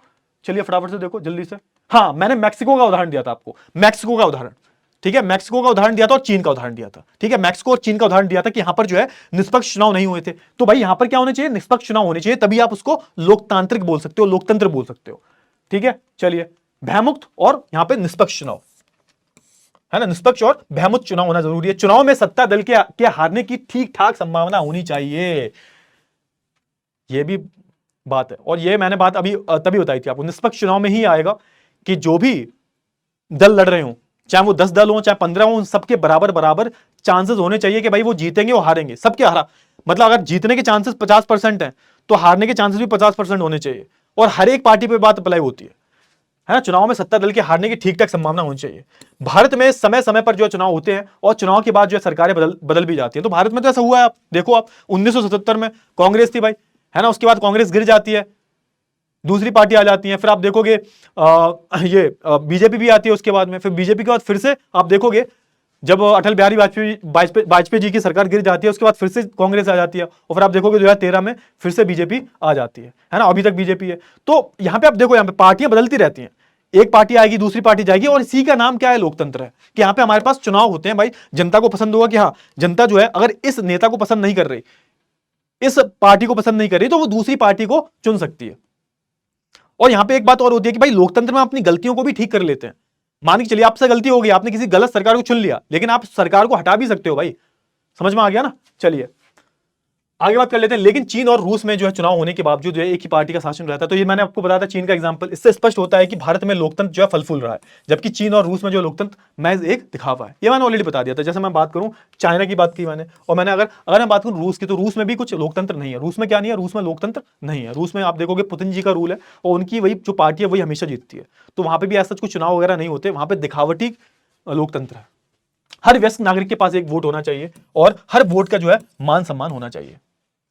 ये मैंने ऑलरेडी बता दिया आपको। हर व्यक्ति का एक वोट होना चाहिए। जैसे मैंने उदाहरण लिया किसका, फिजी का उदाहरण लिया, एस्टोनिया का उदाहरण लिया हमने जो है और भी मैंने कई सारे उदाहरण लिए थे। बेसिकली मैंने सऊदी अरब का उदाहरण लिया कि वहां पे तो वोट 2015 तक उनकी महिलाओं को वोट डालने का अधिकार ही नहीं था। तो ये यहाँ पे थोड़ा सा हमने पूरा समेट दिया, जो भी हमने पढ़ा है उसको हम रिवाइज कर रहे हैं वैसे, ठीक है ना। नेतृत्व बदलने से जो अस्थिरता का खतरा रहता है। लोकतंत्र में राजनीतिक प्रतिस्पर्धा और सत्ता का खेल होता है। मतलब यहाँ पे क्या है, देखो राजनीतिक प्रतिस्पर्धा क्या है, प्रतिस्पर्धा का मतलब क्या होता है? कंपटीशन। यही तो है भाई, लोकतंत्र में क्या होता है? कंपटीशन होता है भाई। हर एक कोई चाहता है कि हमारी सरकार है। हर एक कोई क्या चाहता है? हर एक कोई ये चाहता है कि भाई हमारी सरकार है। समझ में आ गया ना? तो यहां पे क्या होता है? राजनीतिक प्रतिस्पर्धा होती है और सत्ता का जो है खेल होता है। सत्ता मतलब ताकत। सत्ता का मतलब क्या है? ताकत। ताकत, सत्ता का खेल होता है भाई ये, ठीक है ना। ऐसे में जो है नैतिकता की अपेक्षा करना ही बेईमानी है। लोकतंत्र में कई लोगों की जो है सहमति लेनी होती है, इसलिए जो है निर्णय लेने में जो है बहुत समय लगता है। तो बेसिकली ये क्या बता रहा है? यहां पे सिंपल सा बता रहा है कि लोकतंत्र के विरोध में तर्क क्या है। तो सबसे पहली बात जहां पे जो बोली गई है कि देखो लोकतंत्र में क्या होता है, लोकतंत्र में जो भी निर्णय लिया जाता है बहुत देरी से लिया जाता है ना। और सबसे बुरी बात क्या है कि यहाँ पे नैतिकता बिल्कुल भी नहीं होती। कि जब नैतिकता क्यों नहीं होती? मोरल जैसे बोलते हैं, जैसे आपने सुना होगा ये शब्द जो है नैतिकता, आपने बहुत बारी सुना होगा कि आप में नैतिकता नहीं है, आपके मां बाप ने आपको मोरल नहीं सिखाए। नैतिकता का मतलब क्या होता है? मोरल बोलते हैं उसको। और नैतिकता का मतलब ये होता है हर चीज जो है तरीके से हो रही है, तमीज से हो रही है ना। कि आप में बहुत तमीज है तो भाई आप बोलते हैं कि भाई उनके परिवार ने या फिर उनके खानदान ने काफी अच्छे से अपने बच्चों को पढ़ाया लिखाया, काफी अच्छे जो है संस्कार दिए, है ना। नैतिकता वाले लोग हैं वो, है ना। तो नैतिकता का मतलब क्या होता है कि भाई जब किसी भी देश में लोकतंत्र है तो वहां प्रतिस्पर्धा होगी, और जब प्रतिस्पर्धा होगी सत्ता का खेल होगा कि जो जीतेगा वो बनेगा सिकंदर, जो जीतेगा वो रूल करेगा। तो यहां पर आप नैतिकता की इच्छा ना रखें, है ना। तो लोकतंत्र में नैतिकता नाम की कोई चीज नहीं होती। यहां पे चुनाव जीतने के लिए किसी भी लोग हद तक जा सकते हैं, किसी को मार भी सकते हैं, कुछ भी कर सकते हैं जीतने के लिए। तो यहां पे नैतिकता की अपेक्षा करना बेईमानी होती है। किसकी बात कर रहा हूं मैं? लोकतंत्र की बात कर रहा हूं। तो मैं क्या बता रहा हूं? लोकतंत्र के विरोध में तर्क क्या है? मैंने बोला था आपको, स्टार्टिंग में बोला था लोकतंत्र में कमियां भी बहुत ज्यादा है, अच्छाइयां बहुत ज्यादा है। कमियां कम है थोड़ी, अच्छाइयां बहुत ज्यादा है ना। तो हम कमियों के बारे में पढ़ रहे हैं। दूसरा क्या है भाई कि हम लोकतंत्र में हर किसी की सहमति लेते हैं। जैसा आपके हम बात करें जो हमारा जो है संसद है, संसद में जितने भी लोग बैठते हैं 545 जो भी लोग बैठते हैं, इसमें से आधे से ज्यादा या फिर 75% जो है लोग हाँ में वोट करेंगे, उसके बाद ही कोई निर्णय लिया जाएगा। तो हर किसी की जो है सहमति ली जाती है, आधे से ज्यादा लोगों की सहमति ली जाती है। इससे होता क्या है? इससे जो है किसी भी निर्णय लेने में जो है दिक्कत बहुत ज्यादा देर लगती है, मतलब बहुत समय लगता है। अगर हम कोई भी निर्णय लेना चाहते हैं तो उसको पास होने में जो है बहुत समय लग जाता है। आप देखते हो ना, पहले बिल आता है, बिल पास होगा, उस पर बहुत चर्चाएं होती हैं, संसद में चर्चाएं होंगी, है ना। फिर जब उस बिल पर वोटिंग होगी, उस बिल को पास किया जाएगा, उसके बाद उस पर राष्ट्रपति साइन करेगा, उसके बाद जाके वो जो है कानून बनता है। तो सोच के देखो, एक बहुत लंबा प्रोसेस होता है। लेकिन अगर मैं अगर बात करूं, मैं दूसरी सरकारों की बात करूं, जैसे हम बात करें तानाशाही की, राजतंत्र की हम बात करें, तो यहां पे निर्णय तुरंत ले लिए जाते हैं। क्यों ले लिए जाते हैं? क्योंकि यहां पे एक ही व्यक्ति है, एक ही व्यक्ति का राज है, और एक व्यक्ति ने जो भी बोल दिया वो पत्थर की लकीर है। तो यहां पे एक कमी है यहां पे लोकतंत्र की, कि यहां पे निर्णय लेने में बहुत ज्यादा समय लगता है, क्योंकि यहां पर सबकी सहमति ली जाती है, और जो भी निर्णय लिया जाता है वो वही देख के लिया जाता है कि एट द एंड जनता का भला होना चाहिए। ठीक है, समझ में आया? चलिए, चुने हुए प्रतिनिधि जो है इस बात से जो है अनजान हो सकते हैं कि लोगों के लिए क्या अच्छा है। ये भी बहुत सही बात है कि भाई लोगों को क्या चाहिए। कभी कभी क्या होता है ना, हम गलत चुनाव कर लेते हैं, गलत व्यक्ति का चुनाव कर लेते हैं, क्योंकि जो व्यक्ति गया हुआ है उसको यही नहीं पता कि जनता को चाहिए क्या। समझ में आ गया? चलिए, इसीलिए जो है कई बार लोकतंत्र में जो है गलत फैसले भी लिए जाते हैं। लोकतंत्र में चुनावी प्रतिस्पर्धा के कारण जो भ्रष्टाचार का जन्म होता है, भाई ये तो बहुत बड़ा पॉइंट है, क्योंकि मैंने क्या बताया, पूरा जो है लोकतंत्र जो है किसका खेल है? प्रतिस्पर्धा का खेल है ना। यहाँ पे कंपटीशन बहुत है, क्योंकि यहाँ पे अलग अलग पार्टियां जो है चुनाव में खड़ी हो रही हैं। और आपने देखा होगा चुनाव के टाइम पर कितनी ज्यादा जो माल प्रैक्टिसेस होती हैं। आपने देखा होगा गांव में जो है जो नशीली पदार्थ जो होते हैं, नशेड़ी जो पदार्थ जो होते हैं, दारू वगैरह जो होती है, शराब जो होती है, वो बांटी जाती है, पैसे दिए जाते हैं लोगों को। तो यहाँ पे भ्रष्टाचार जो होता है वो अलग लेवल का होता है ना। चलिए और आगे बढ़ते हैं। साधारण लोग जो है शायद पूरे समुदाय की भलाई के बारे में समझ ना पाए, इसलिए जो है उन्हें जो है लोकतंत्र की निर्णय प्रक्रिया में जो है शामिल नहीं करना चाहिए, है ना। तो यहां पे वही बात हो रही है, सामान्य लोगों की बात हो रही है, साधारण लोगों की बात हो रही है। क्योंकि साधारण लोग जो होते हैं ना, वो भलाई के बारे में समझ नहीं पाते। आप देखोगे जो भी निर्णय लिए जाते हैं, है ना, तो वो ओवरऑल ध्यान में रख के लिए जाते हैं। कई बार ऐसा भी होता है कि जो निर्णय है वो गलत ले लिए गए, जिससे जो है समाज का जो साधारण लोग हैं उनकी भलाई नहीं हुई।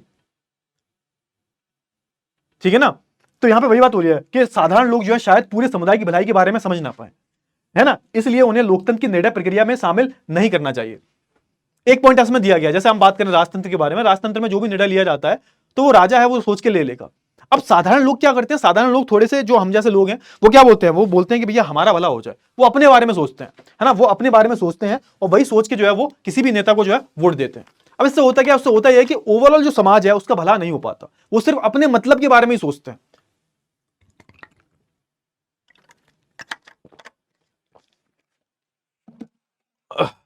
ठीक है।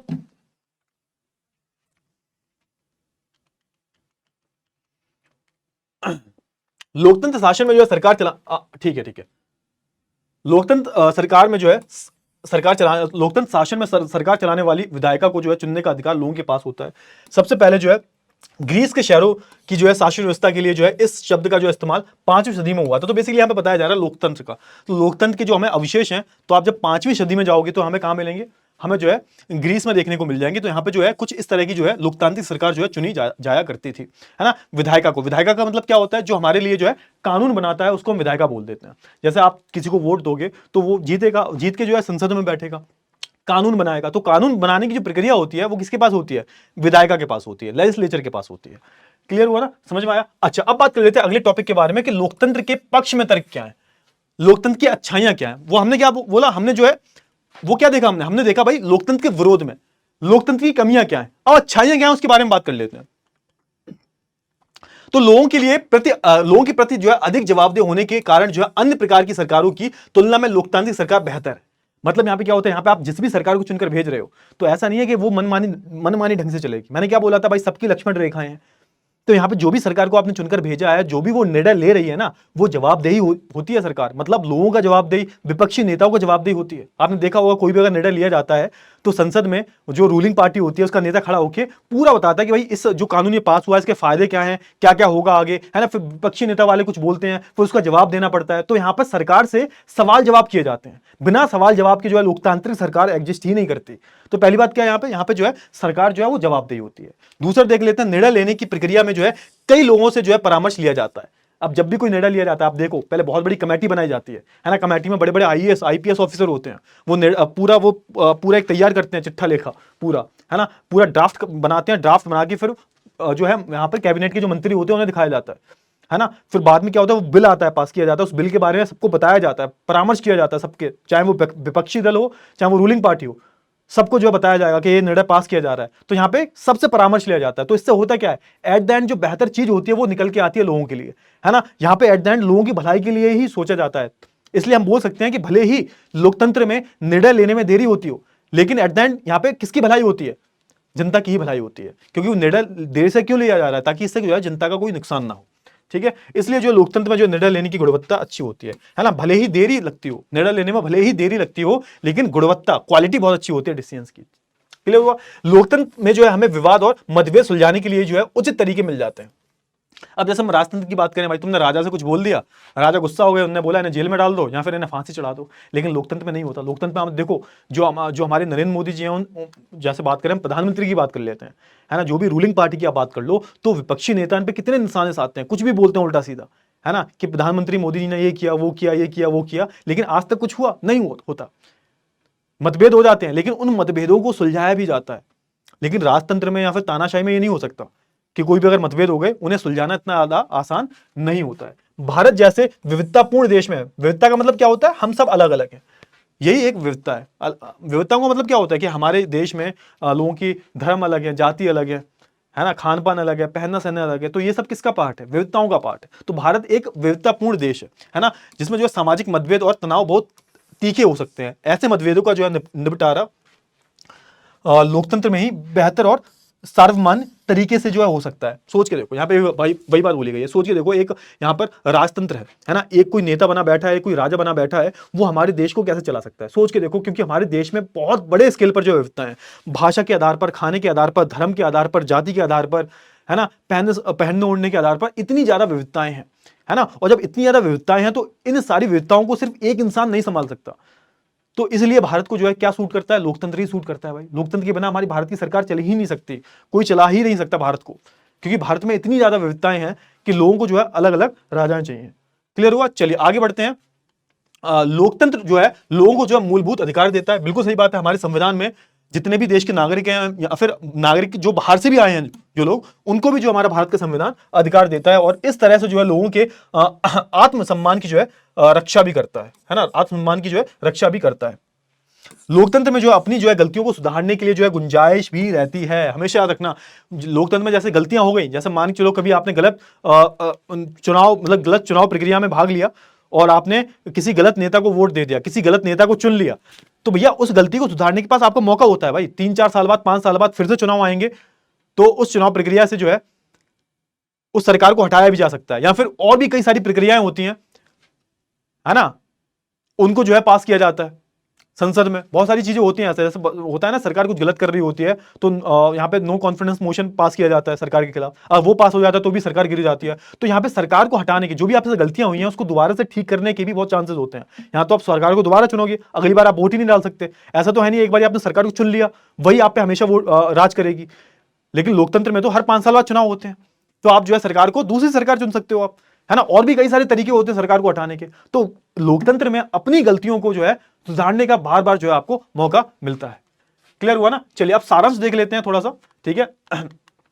इस अध्याय में जो आपने जो लोकतंत्र की परिभाषा के बारे में पढ़ा, जिससे मुख्य अर्थ है कि एक ऐसी, अब यहाँ पे जो है यहाँ पे एक सारांश पढ़ रहे हैं, हमने सबको इकट्ठा कर दिया, अब एक डेफिनेशन पढ़ रहे हैं हम एक लोकतंत्र की जो कंप्लीट डेफिनेशन है, कंप्लीट एक परिभाषा जो है, पूरी परिभाषा जो है वो हम देख रहे हैं। तो एक ऐसी शासन व्यवस्था जिसमें जो है शासक को जो है लोगों द्वारा जो है चुना जाता है। शासक को किसके द्वारा चुना जा रहा है? लोगों के द्वारा। शासक को जो है लोगों के द्वारा चुना जाता है। लोकतंत्र के लिए जो है आवश्यक शर्तें हैं, हर व्यक्ति को जो है मताधिकार, लोगों के पास 2 या 2 से अधिक जो है विकल्पों का होना, और नागरिक अधिकारों का की जो है मान्यता। तो हमने सबको मिला दिया। हमने क्या बोला भाई? एक ऐसी शासन व्यवस्था जिसमें जो है शासक को कौन चुना है? लोगों के द्वारा चुना जा रहा है। ठीक है, पहली चीज जो हमने स्टार्टिंग में पढ़ा था, ये पहली परिभाषा थी। अब इसमें हमने बहुत सारी चीजें जो है हमने जोड़ दी कि इतनी ही पर्याप्त परिभाषा नहीं है। उसके बाद हमने क्या बोला? हमने बोला कि लोकतंत्र की हम बात करें तो लोकतंत्र के लिए आवश्यक शर्तें क्या है कि हर व्यक्ति को जो है मताधिकार मिलना चाहिए। मतलब 18+ जो व्यक्ति हैं, लिख लो यहां पे, 18+ जो व्यक्ति हैं उनको जो है वोट डालने का अधिकार होना चाहिए। ठीक है, लोगों के पास जो है 2 या 2 से अधिक जो है विकल्पों का होना जरूरी है। अब भाई सिर्फ एक ही व्यक्ति चुनाव में खड़ा हो रहा है तो भाई एक ही व्यक्ति जीतेगा। 2 या 2 से अधिक विकल्प है हमारे पास, तो इसका मतलब क्या है कि हमारे पास बहुत सारी ऑप्शंस हैं, हम किसी को भी किसी अच्छे इंसान को चुनकर जो है भेज सकते हैं, वो होना चाहिए। ठीक है, और क्या है भाई? लोकतंत्र में कई खामियां हैं, जैसे कि जो सुस्त गति से निर्णय लेना, अराजकता की आशंका, और राजनीतिक प्रतिस्पर्धा के कारण जो है उपजी अनैतिकता। लेकिन अपनी तमाम खामियों के बावजूद भी जो है अन्य शासक व्यवस्थाओं की तुलना में लोकतंत्र एक जो है बेहतर व्यवस्था है, क्योंकि इसमें जो है लोगों की जो है इच्छाओं और अधिकारों का जो है ख्याल रखा जाता है। यहां पे बता रहे हैं कि तमाम कमियां हैं भाई। किसमें तमाम कमियां हैं भाई? तो भाई लोकतांत्रिक सरकार में जो है तमाम कमियां यहां पे दिखती हैं, लेकिन तमाम कमियां होने के बाद भी जो है आप बोल सकते हो कि जो लोकतांत्रिक व्यवस्था जो है वो दुनिया की सबसे अच्छी व्यवस्था बोली गई है। ऐसा नहीं है कि कुछ कमियां नहीं है, कमियां हैं, लेकिन भाई कमियां तो हैं, लेकिन कमियों के साथ साथ अच्छाइयां बहुत ज्यादा है। ठीक है, कमियों के साथ साथ जो है बहुत ज्यादा है।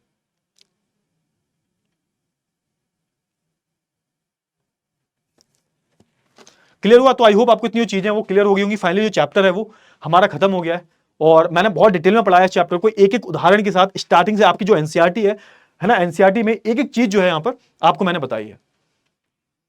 ठीक है, तो हम बात करें लोकतंत्र की, तो लोकतंत्र में बहुत सारी खामियां हैं। तो आपको आई होप दोनों सवालों का आंसर मिल गया होगा, एक तो क्या और एक तो क्यों। लोकतंत्र का मतलब क्या है और लोकतंत्र ही क्यों है? तो भाई सिंपल सी बात है कि बहुत सारी कमियां हैं, है ना। जैसे कि हमने बात की निर्णय लेने में बहुत देरी, अराजकता की आशंका। अराजकता मतलब कोई भी इसमें कोई पर्टिकुलर शासक नहीं होता, है ना, कोई शासक या कोई राजा नहीं होता इसमें। ठीक है, इसलिए हम बोलते हैं कि अराजकता की कमी। ठीक है, इसलिए हम क्या बोलते हैं? इसलिए हम बोलते हैं अराजकता की आशंका। और यहां पे बात करिए राजनीतिक प्रतिस्पर्धा के, कंपटीशन इतना ज्यादा होता है कि कोई भी नैतिकता की जगह नहीं होती, है ना। लोग जीतने के लिए किसी भी हद तक जा रहे हैं, लेकिन फिर भी बट स्टिल कि जो लोकतंत्र जो है वो सबसे अच्छा है, सबसे अच्छी व्यवस्था है, सबसे अच्छी शासन व्यवस्था है।